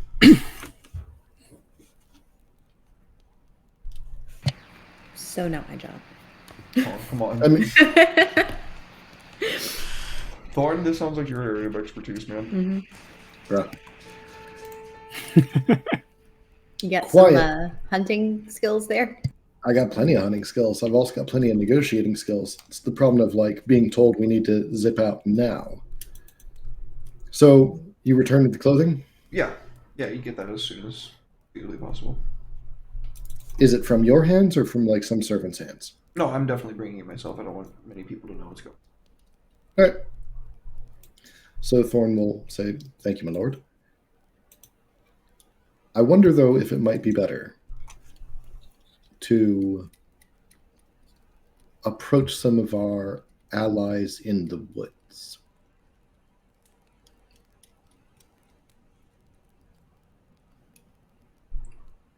What end? To feel them out, see if they know of anything that we don't.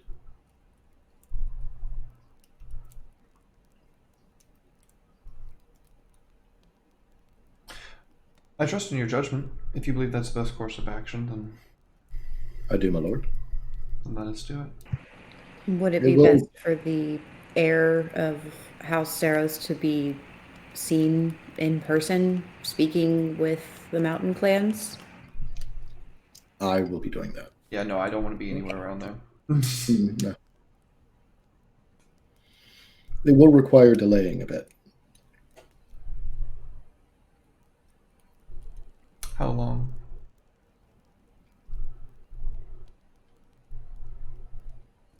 Andy, how long does it take me to go out and argue with some wild folk? I imagine that there's probably not many wildling clans that keep a permanent position Mm-mm. within about 2 hours of the castle. So it's probably quite a bit of a detour.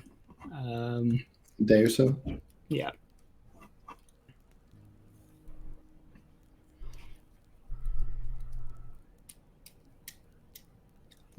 Could be back by tomorrow night.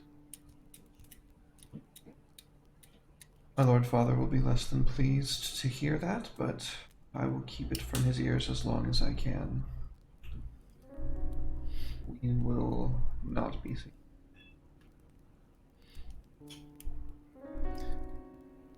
Is it possible that anything might be lost that I might need to look for in the hands of the wild folk, my lord? You know, I think we did have some old road maps. Some specific trails set out by our ancestral line that were given to us by the chieftains of some ancient wild folks, or some such tale that I heard from a wet nurse. Yes, I think you're right. We will need those, and these are going to be crucial. I'll make sure my father hears of that.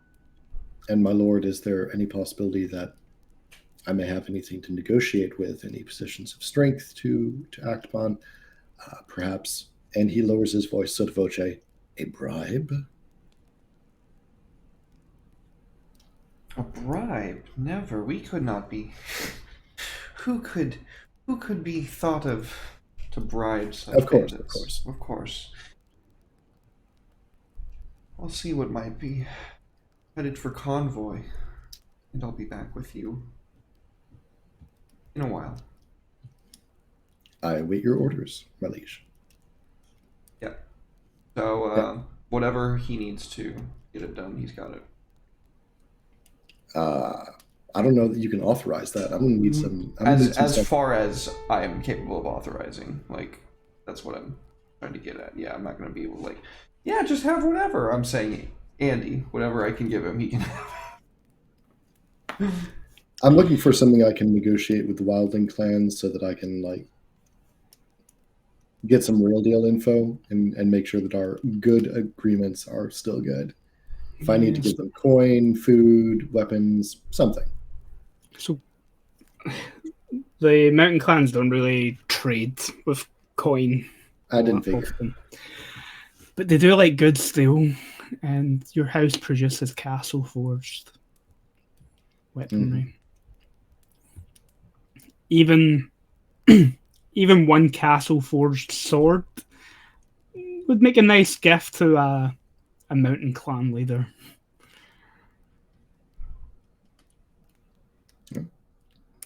Then, yeah, I will Seeing tell as you've got a whole garrison cutting around with Mhm. castle forged arming swords. I'll tell Thorn that I believe I heard of a falchion that went missing off of one of those wagons. I think it's actually, I think it's in some strange spot behind a barrel in the quartermaster's office, but I can't be bothered with such things. I'm sure you can find whatever it is you're looking for. All right. In that case, I will hair off, grab the weapon, and head into the woods.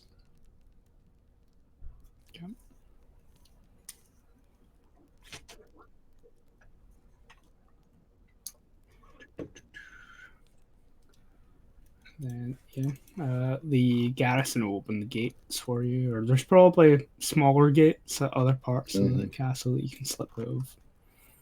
I'm going to take a survival roll from you. Okay.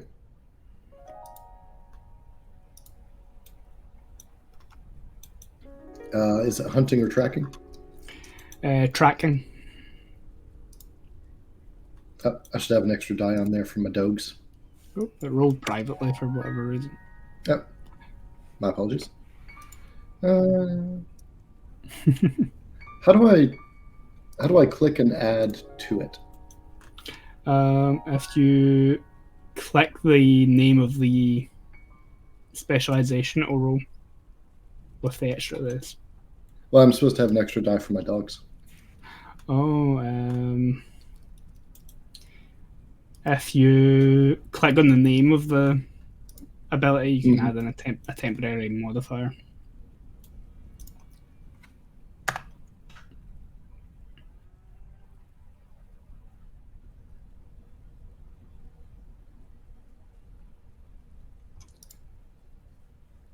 No, it's not working too well. I'll just roll it afterwards. So that's just 4 dice base. Here is. Do the dogs add plus dice or plus bonus dice, or is it? It's bonus dice, I believe. Okay. Not sometimes, because sometimes Yeah. the modifier is just a flat plus whatever, and that's what that's done. Yeah. So I'm going to roll an extra die for tracking and an extra die for dogs, which would be a bonus die. But it's not great. Nope. Still not fucking bad. Yeah. Actually, the +2 would take it down to a 16. Plus, would be. yeah. Plus, 19, still really good though. I'll take it. Or well, it's technically it's the 4 highest dice that you're keeping. So. 14. Yeah. So yeah, you head out into the light wooded area, like woodlands that surround the house's domain. Hiking through a few mountain glens and through some fairly rugged terrain until you find signs that there have been migrations of a mountain clan through the area. All right. the remnants of large camps and stuff that they would normally keep if they're moving. Until eventually you can catch up. You see there's a few tents that have kind of been constructed from animal pelts and bits of like cloth and other things that they've probably raided from other people. There's a few what you recognize to be banners that the Mountain Clan use. So they don't use the traditional banners of the noble houses of Westeros where they're brightly colored. It tends to be things like animal skulls and certain animal pelts that maybe have some rough pigmentation smeared on them or whatever to give some color. These banners are mountain goat heads on top of like poles that have like a thick black pigment sort of smeared down the front nose of them. The Black Goat Clan of the mountain. These are some of our. These allies. are ones that, yeah, We're like some with. of the raiders that your house employs were maybe parts of this clan and affiliated clans before they started taking House Saros coin. Right. But yeah, they're not hostile on sight to members of the house. And you have probably used them in the past for some nefarious dealing. Us, nefarious. No. Yes. Yes. But they'll notice your approach. And you see a few warriors of this mountain clan maybe bearing axes. Some of them might have swords from previous deals with the house, but by this point they're probably maybe a bit banged up from not being taken particularly good care of.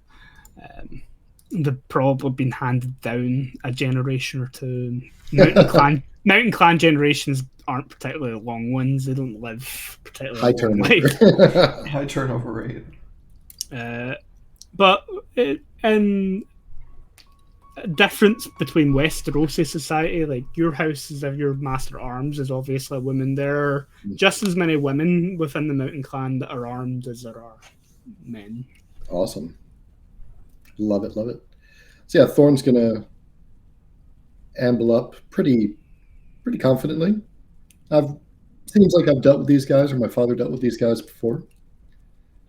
And, raise a hand, hail them. Well met. One of them, my headphone down. Older looking man. You can see the grey streaking the beard. Addresses you by name. Thorn, you look like your father.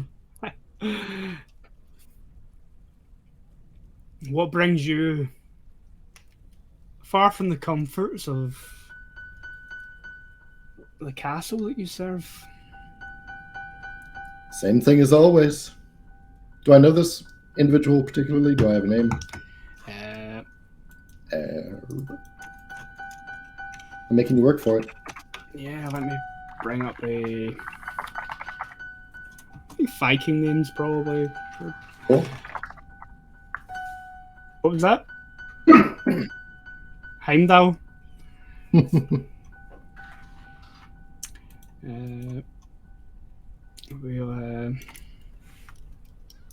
go with something a little bit more guttural sounding. Gudrun. Gudrun. I like it. Like the guy, big wild as fuck beard with grey streaks through it. He's missing an ear. You can see it's been cleaved off at some point. Probably scarred to shit. Is he like a leader or a lieutenant? What's his status here? He'd be the clan chief. Clan chief. Gudrun, same thing as always. Little trade, little entertainment, little drinking. I don't suppose that you've brought something good to trade and something to drink. I've got one, but not the other.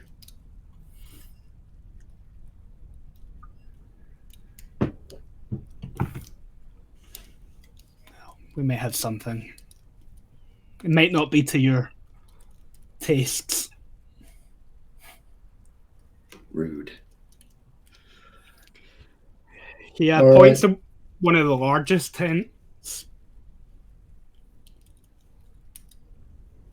I'll head that way. I'll peel a bundle off my back. Nice oilcloth wrapped piece of fine steel. He'll slip into the tent. Inside, it's a little stuffy. There is a fire in the middle of this tent. There's a small hole at the top for the smoke to get out.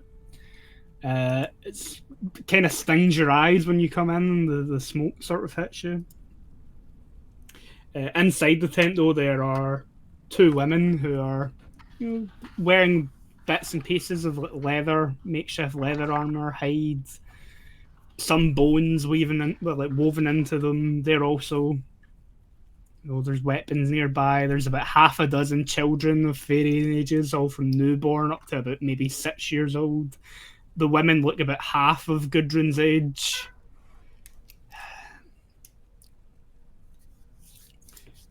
He looks at one of them. Wife, there's wine, I think, under that pile. We have a guest.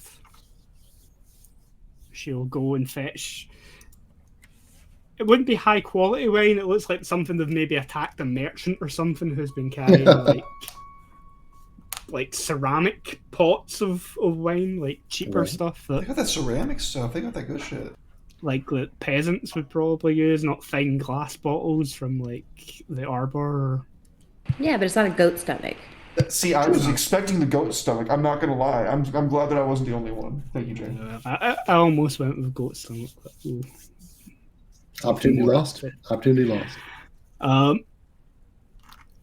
They grab a few goat horns that have been hollowed out. Gudrun will pour some wine. You'll take a seat by the fire in the middle. I'll have a seat. Kind of drop the oilcloth in such a way that you can see that it's a sword in there, but not letting it reveal too much. He raises an eyebrow.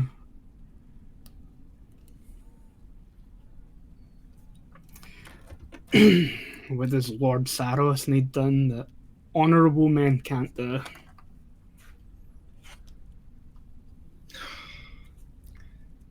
Thorn will sigh and take a drink of that wine.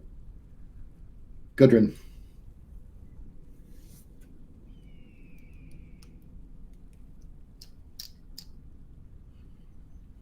You know my allegiance is to Lord Saros and the house. But you do know that I am a friend to those who live a more free life. I was wondering if I might be able to help you this time.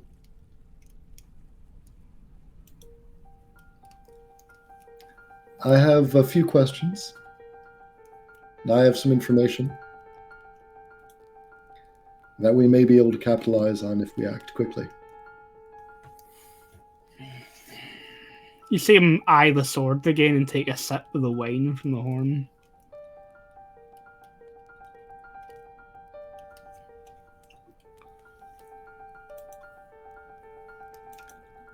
How would you feel about getting one over on all of the houses of this mountain pass? Every single one. including yours. including mine. Okay.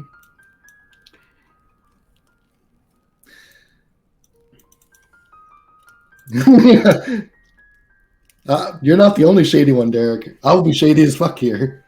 Yeah. Hey, I fucks with it. Let's do an intrigue. All right. I want to kind of sketch this out so that I know what's going on and so that you can help me guide this in direction.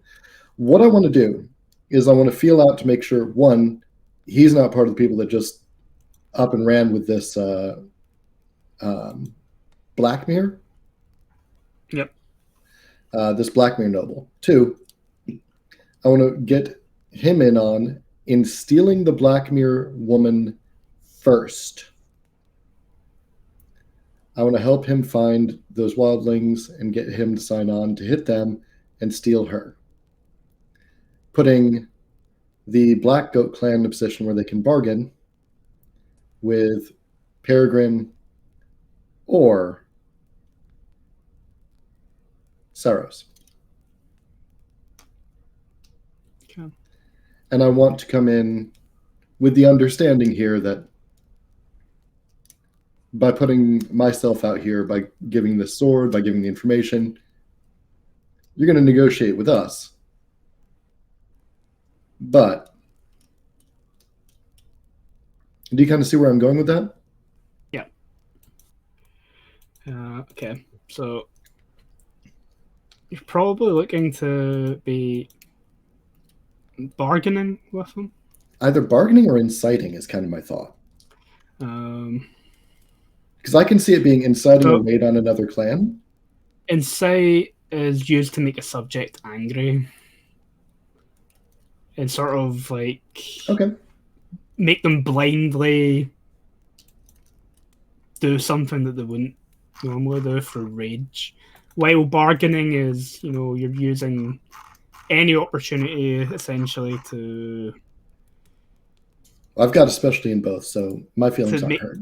Yeah, to in exchange for some other benefit, essentially, would be bargaining. So that could either be the sword, coin, or future favors, or whatever they're knowing. So I think it leans more towards bargaining than insight. Sounds good.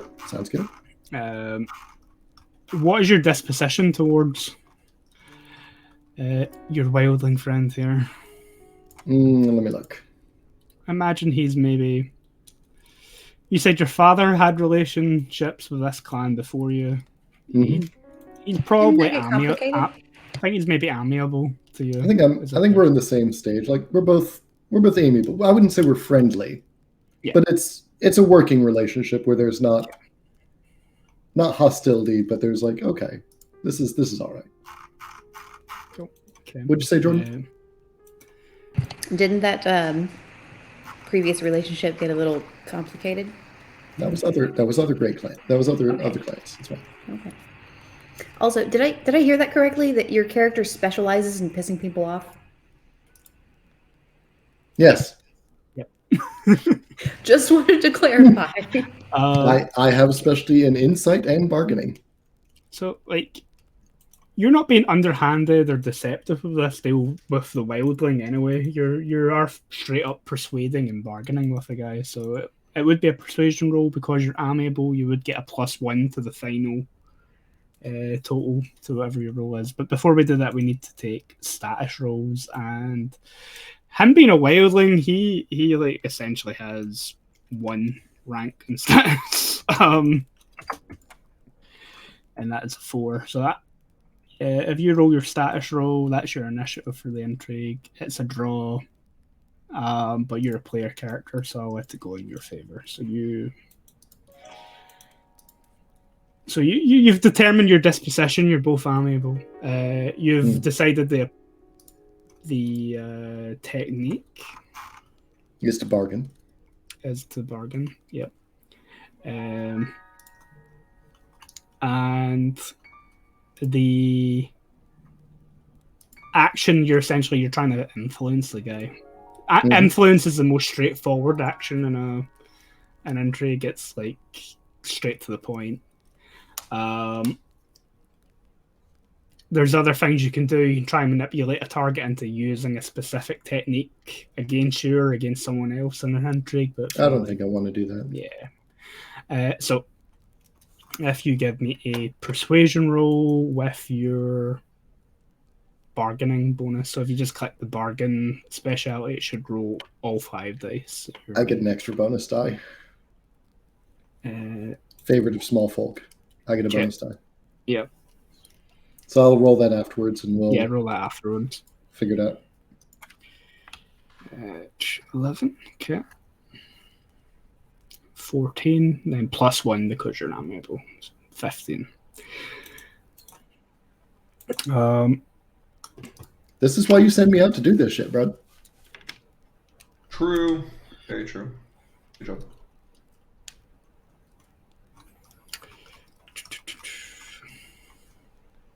He's probably also trying to bargain with you to get the best possible deal out of whatever it is you're here to do. Also, just keeping it simple for the first session, also just trying to influence you. I don't imagine that he's very good at this. I'm going to give him 2d6. That's the default for most things. And yeah, I don't imagine that is beating your intrigue defense. No, my intrigue defense is 7. But your 15 is most definitely beating his intrigue defense. I think the degree of success in this, I'll double check for next session, but I think it's for every 4 over the target number is a degree of success. I think that's right. His intrigue defense is probably the bare minimum, which is about 6. So with your 15, you are 2 degrees of success over what he needs. The amount of composure damage that you would normally do for a bargain is based off of your cunning skills too. And for every degree of success, you get to add an additional. So you'd be doing 6 points of composure damage. 6? 9. Yeah. My cunning is 2. But for every degree of success over his... Okay, so you're saying, yeah. Wow, that's a lot. Because you're both amiable, his disposition reduction is free, but it's a basic intrigue we're doing, so it's a single roll, so you're well outdone his very immediately. Like, you can tell that he's really... Like, he sees the sword... He's not even thinking long plan. He's like, the sword is there right now. He knows it's good Castle Forge style things. He's half listening to what you've got to say. You pretty much got him in the palm of your hand to agree to whatever the plan is. Mm-hmm. What I want him to do is, I'll go out with him. We'll track this other clan down. His clan makes a strike and they capture the Peregrine noblewoman, and then we'll negotiate favorably with House Saros. He sort of listens about halfway in after. So it's more than a sword you're offering. Oh, I'm offering the sword. House Saros, they're interested in the girl. So we find whatever goat fuckers took this noble woman. We take her back. And we offer her up to your house for more of these points to the sword. That would be on my lord to negotiate that. But House Saros has swords. They don't have a Blackmere noblewoman. And I have it on good authority that they were willing to spend some dozen of their garrison members, send out their heirs, and the Master of Arms. So you can imagine how much that might be valuable.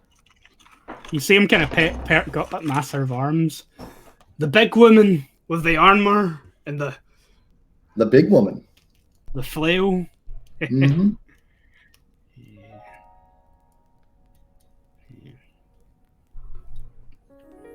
She can fight. What if I asked Lord Saros to marry the big woman? You I think can't he'd say. say yes? I can't say. I think I'd be amused to see that, but I can't say. She's not as young as my other wives. I'm not one to judge. Gudrun likes a Clarity. good wrestle. He speaks in the third person. For clarity, Cleara is actually about average height, 5'5" in like America and 170 centimeters in. It's all right. We'll say rest of the world. Gudrun's like a small, stocky mountain person. Okay, that's fair. I'm just imagining that. I'm also imagining on the battlefield, you're the biggest, baddest son of a bitch there, no matter what anyone's height. It's the energy that you carry with And you. the energy. It's once you've got a flail up in the air and you're sort of swinging it around. That's Right. The You add the That's a length good, of the like- flail to your height. Everyone knows this. Come on. That's a good extra 1.5 to 2 foot to your head. Big Betty presence.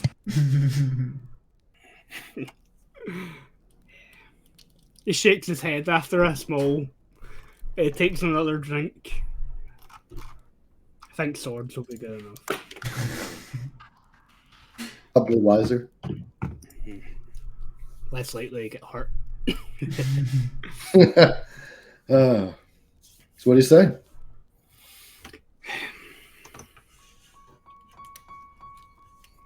We'll take the Blackmare woman. Whatever clan took her. Probably no friends to us in the first place. All right. Let's go hunting.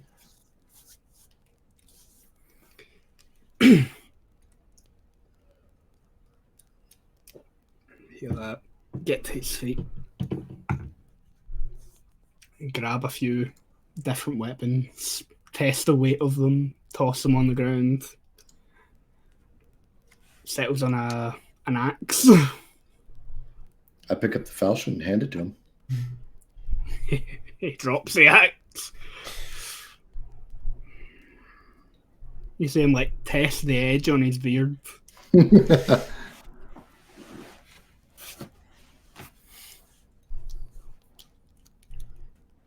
I'll go get the warriors and we'll go.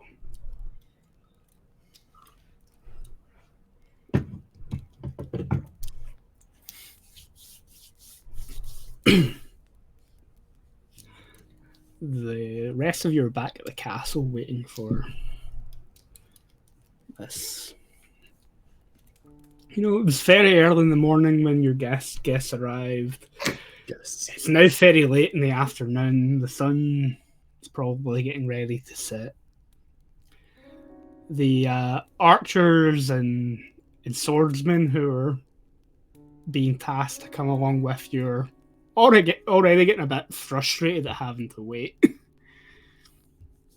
Hurry up and wait. It's part and parcel. Military We're life. chilling. We're vibing. Yep. Polishing weapons, sharpening edges. But it's your Lord Father who summons you Oh shit. once he finds out that you are still in the castle and you haven't left yet. Had to finish the painting. Golden hour. You gotta respect golden hour. Use the painting excuse, I dare you. I know better. I'm going to tell him what I agreed. I would tell him with Thorn that there's some passages that these mountain folk like to use up in the hills that are rife for ambush, and we would be leading ourselves blindly to our doom.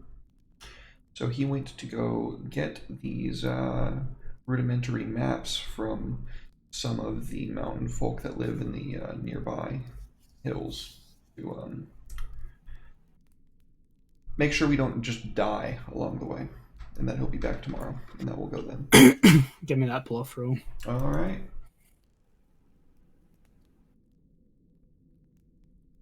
Bluff, bluff, bluff. 11. Your Lord Father leans back in his chair. You can see the Valerian steel Brafose blade that hangs above the wall behind him. He takes a slow sip of the evening wine that he now has.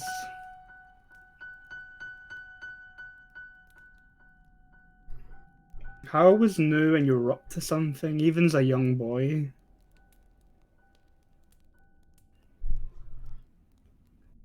Up to something. Whatever do you mean, Father? What do you have my Master of Hounds doing on your behalf? Ensuring that we have a successful endeavor. But it isn't to retrieve maps now, is it? It's to achieve the same ends, Father. You're more like me than you like to think.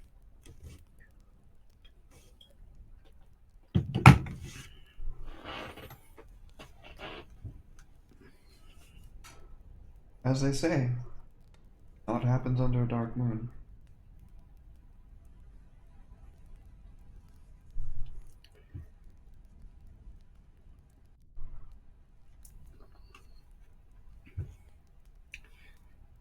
And you have until the moon is setting back beyond the mountains to leave.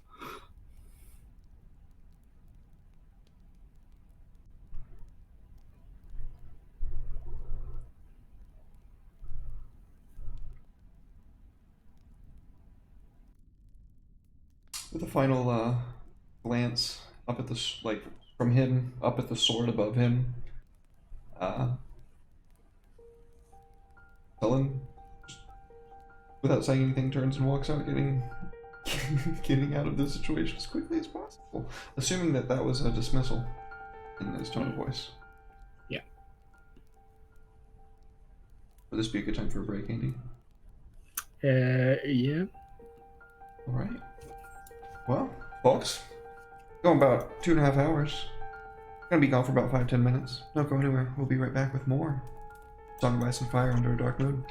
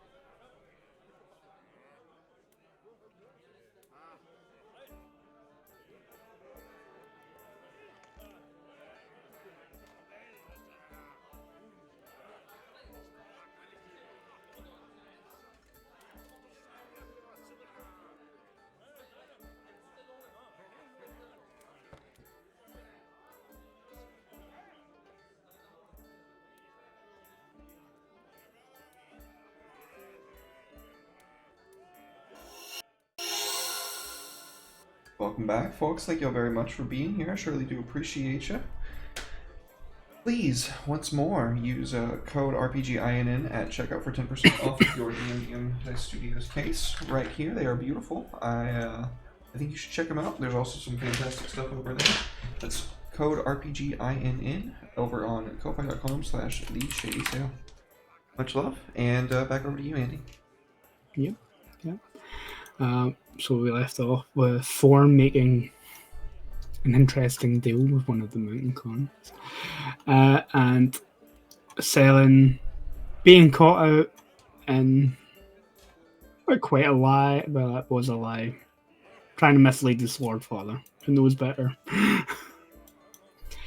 Now we cut to the feasting halls of Mistfell. The garrison are enjoying, perks of being in the garrison of the Lord. As you get fed, you get drink, a warm roof over your head for most of the year. The Lord of the house doesn't often, unless the house is actively at war or something, doesn't feast with his men as often as he probably should.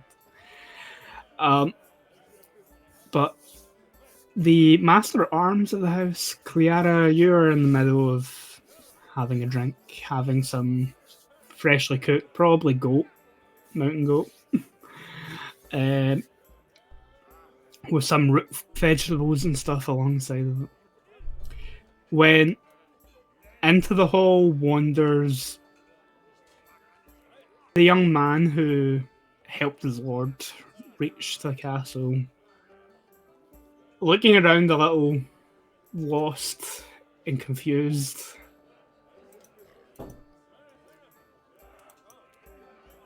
Clear will put a hand up and grab her stein and try and make herself look unassuming and noticeable. He'll take notice of you. Of course. Wander over.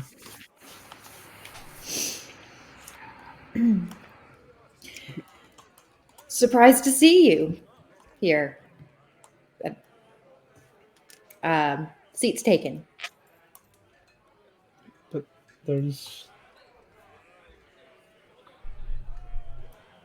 most of your men are...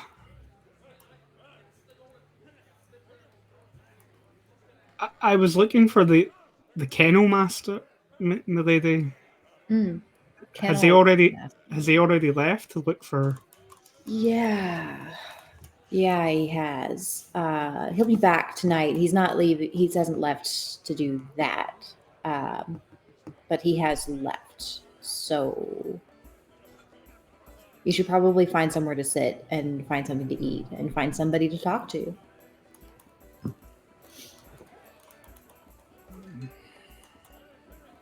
He looks around. I was wondering if someone at the gate still had my sword, milady. Probably.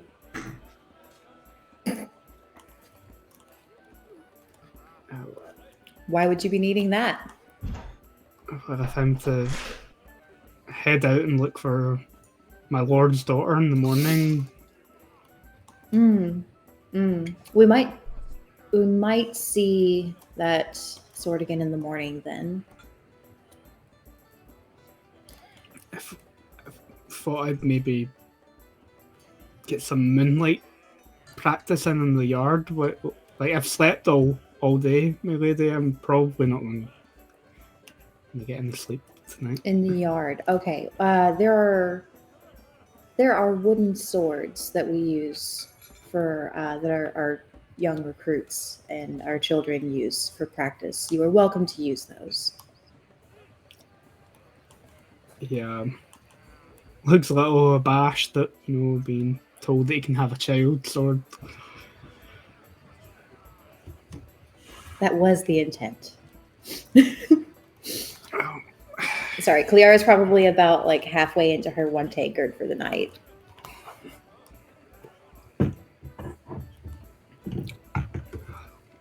go and see about a practice sword then.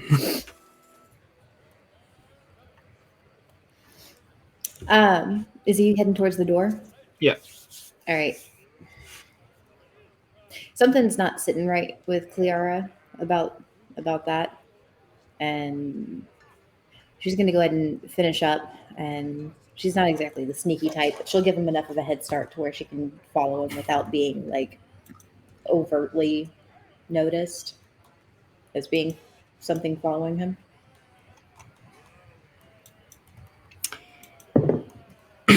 Yeah. You give him a few minutes to leave the hall before you head out. It's quite dark out in the courtyards of the castle. There's a few torches and lanterns here and there that illuminate spots, but it doesn't give a full illumination of the outer courtyard. The sides of the castle is just way too big and too much for the limited amount of servants that do work here to light all of the torches and lanterns here.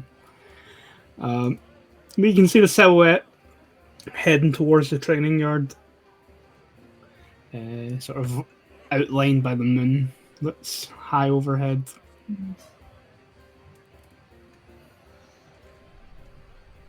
And I'll continue following him, seeing if he's actually going to go like pick up a practice sword and use it. Yeah, you see him go to one of the like barrels that you probably keep practice swords in. He'll pull one out, test the weight, put it back, take another one out, give it a few swings, and then it's the third one that he takes out. He gives it a few swings like you've seen him do twice before, before he looks for one of the straw dummies to test it on. At that point, Cleara like lose any pretense of trying to be stealthy and would walk up and select a practice sword herself and walk up to him. He'll turn around.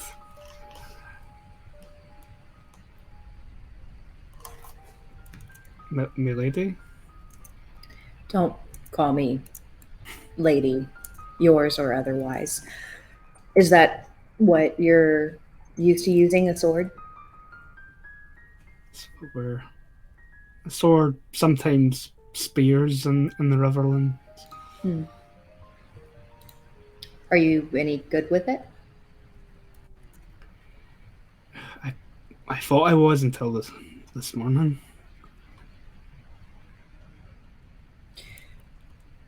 Why don't you show me what you know? And she'll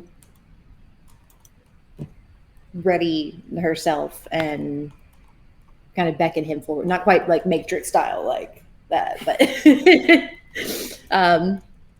might kind of like a casual like, let's do this. Okay.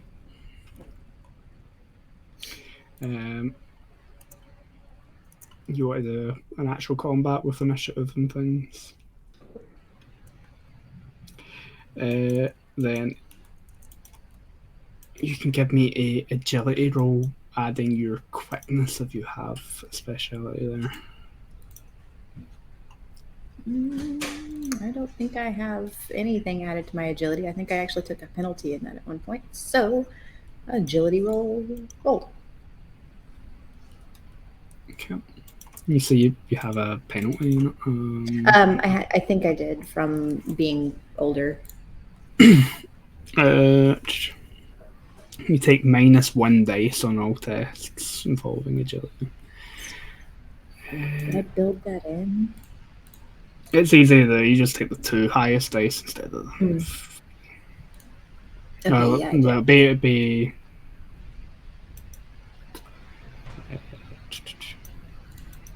Yeah, 2 highest dice instead of 3. Okay. Oh, it automatically did that. Cool. With the -3, is that how that worked? I don't know where that -3 is coming from. button. Most definitely shouldn't be a -3. Oh, wait, that's not the right button.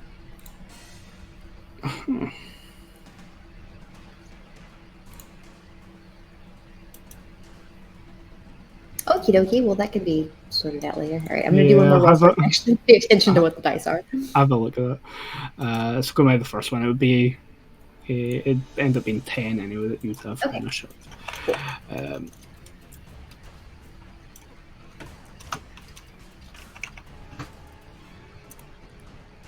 And you're still faster than he is. So he like very unsurely like lifts the sword up. His grip and stuff on it seems serviceable. If he was one of your recruits, you'd probably, have him beaten a few times to get it right. He lifts the other arm as if he had a shield, though. So, like, clearly he's used to fighting with a sword and shield. But like, he's taken too long to come at you to the point where you're probably want to swing at him in frustration. Well, not quite out of frustration, but yeah, I'll definitely take a swing at him. Specifically at his hand holding the sword. Okay. Yeah, I was going to ask, like... There, I think you can. There's a few techniques that you can do in combat here. So the way combat works is essentially you get either 2 lesser actions or a greater action, so very much like Legends of Five Rings. But attacking counts as a lesser action, but you can only make 1 attack per round. There are some attacks that are count as greater ones, so like you're able to split your attack between multiple opponents if you want. Or if you're wielding 2 weapons, you can use a greater action to make the 2 separate attacks.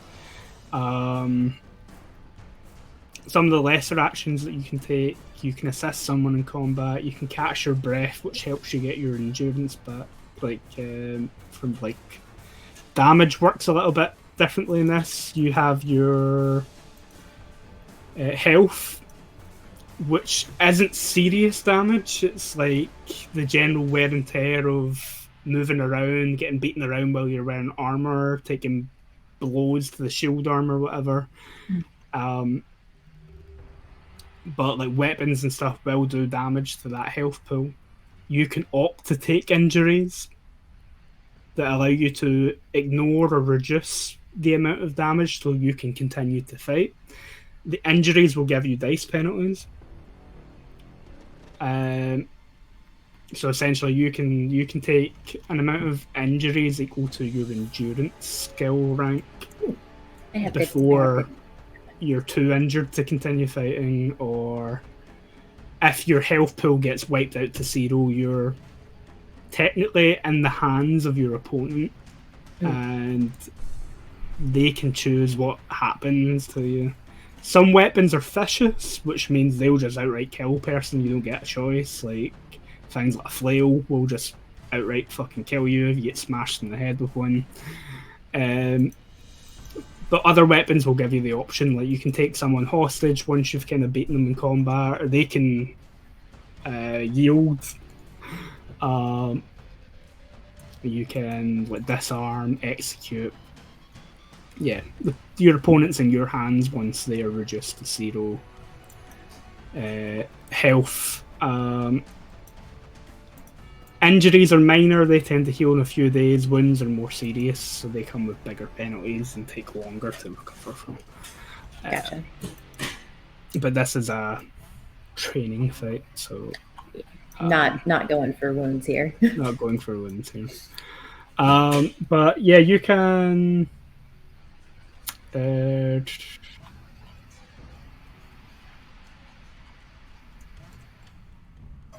I think make cold shots. There's like attack actions, non-attack actions, and there are advanced actions. And advanced actions are where you can do things like you can disarm an opponent, or you can knock them down, or try and knock them out just straight off the bat. Things like call shots and stuff would be in amongst advanced actions. Okay, and I guess that would, like, action economy wise, that would be a greater action. Yeah, for making a call shot, because you're going for a pretty precise strike. Gotcha. It'd be considered the same as trying to disarm someone, where that's a greater action. Okay. But you can do things like you can cautiously attack someone, where you reduce your dice pool for attacking by 1 dice, but you increase your combat defense by 3 points. Or you can use one of your lesser actions to aim, which will give you 2 bonus die. 1 bonus dice on your next fighting or marksmanship roll. So there's lots of options for combat and how you go about it. Gotcha. My character in an old game used to like to knock people down with a shield and then stab them when they were on the floor. Nice. Yeah, that's a good one. It's a good hobby. Yeah. Yeah. Keeps you busy. Because you get bonus dice trying to kill someone that's prone. Makes sense. Okie dokie. Well, I like the almost disarm kind of angle for this, because I'm going for just like a tap on the pinky. I don't want to hurt him, but I essentially I'm gonna try and set up I'm training him. Move your hand up, choke up on that. Hold it right. Okay. So for a disarm, you're looking for 2 degrees or higher on your opponents. And this would count as a long blade, not bludgeoning, correct? Yeah.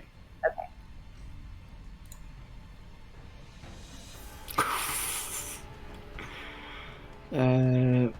Yeah. So that was 16? No, 15. I think the way we need to handle this in the future is Thorn doesn't kill people; they just have training accidents. Yeah. Yeah, you've got your 23 there. That is nasty. Yeah, you've definitely beat his combat defense by more than 2 degrees. So yeah, you kind of slam the blunt sword into the pinky.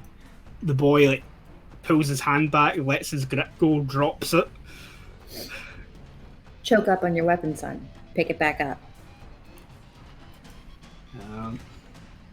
Okay, so he's going to use a lesser action to pick the sword up. And then the other lesser action he's going to use to do a standard attack. I'm just using stat block for your garrison for this. Okay. So, fighting.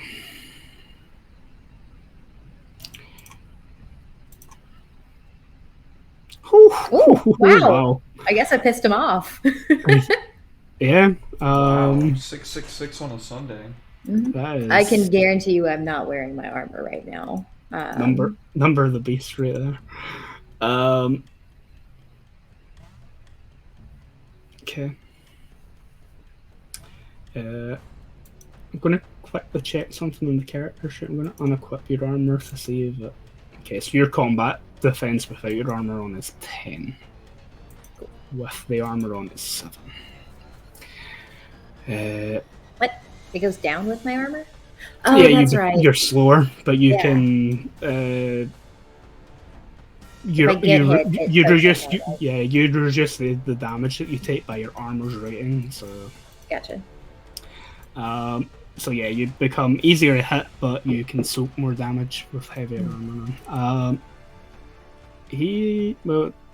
So criticals and stuff are a thing. Okay. Get into the damage section. I swear if Clear gets killed by this dude.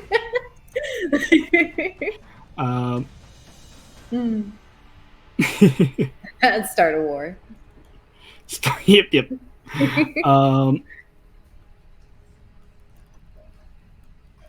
You peasant killer master.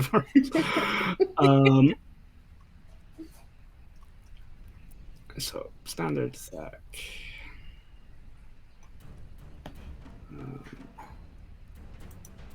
Damage.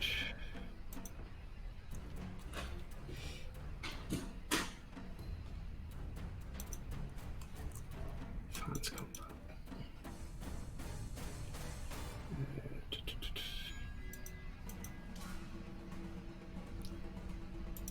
God, the book is so awful, isn't it?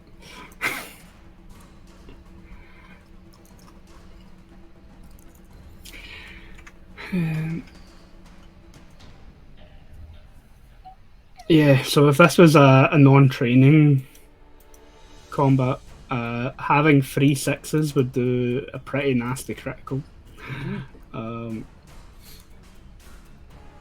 It would have left you with a bleeding wound, which would have given you 1 injury instead of you opting to take 1. Nice. But for every degree above, it's kind of like the intrigue one where you do more damage. So like, you might see that some of your weapons have sometimes low damage amounts, but for every degree above your target's combat defense, that will get multiplied. Okay. He hasn't quite beat your combat defense by 2 degrees, but it would be 8 points of health damage. That's a good bit. That's a one shot for a lot of things. Yep, that'd be almost a one shot on him. Yeah. All right. Well, that would be. It hits you quite hard. You know for a fact that if that wasn't a training sword, that would have left you a very nasty wound that you would be struggling with currently if it wasn't a blunt sword that he just hit you with. Awesome. Clear will start laughing. Yes, exactly like that. Do it again. You see his eyes kind of widen, like I don't know, like.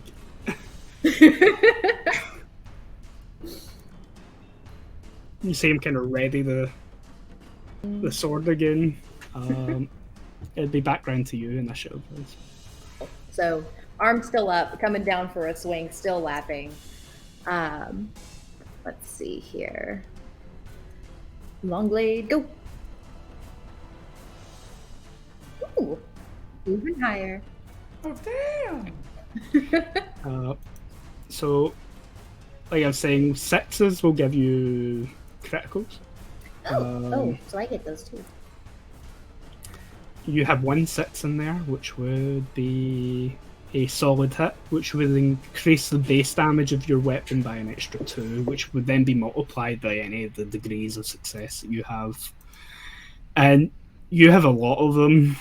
You probably knocked him out. If you wanted to, you could force him to yield, which would be... Yeah, I think that I'm trying not to hurt this guy. So I'll come down with it like, too slow. That was good though. You done? Stop the blunt sword just about the throat. Yeah. You just see him drop the training sword. All right. I'll direct him towards the straw dummies and essentially good game, dude.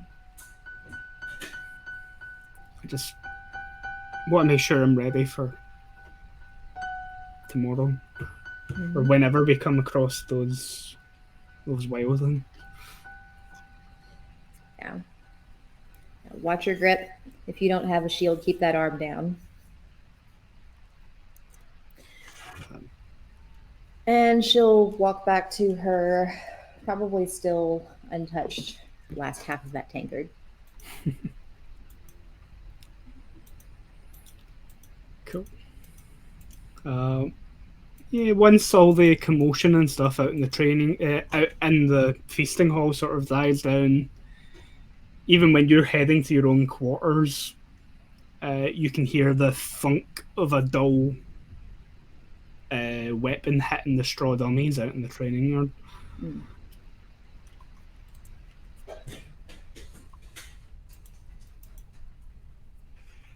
stuff. Dude needs the practice. But with that, the moon will start to set and the sun starts to rise. Thorn, you're probably just about able to make it to the gates of the castle, if this is where you're meeting your companions. Sounds good. And we'll end there. With Thorn maybe standing in front of the gates for the early morning watch. The wildlings, I assume, are hidden. Hopefully. Hidden in the light woodlands that surround the castle and its small hamlet that it protects.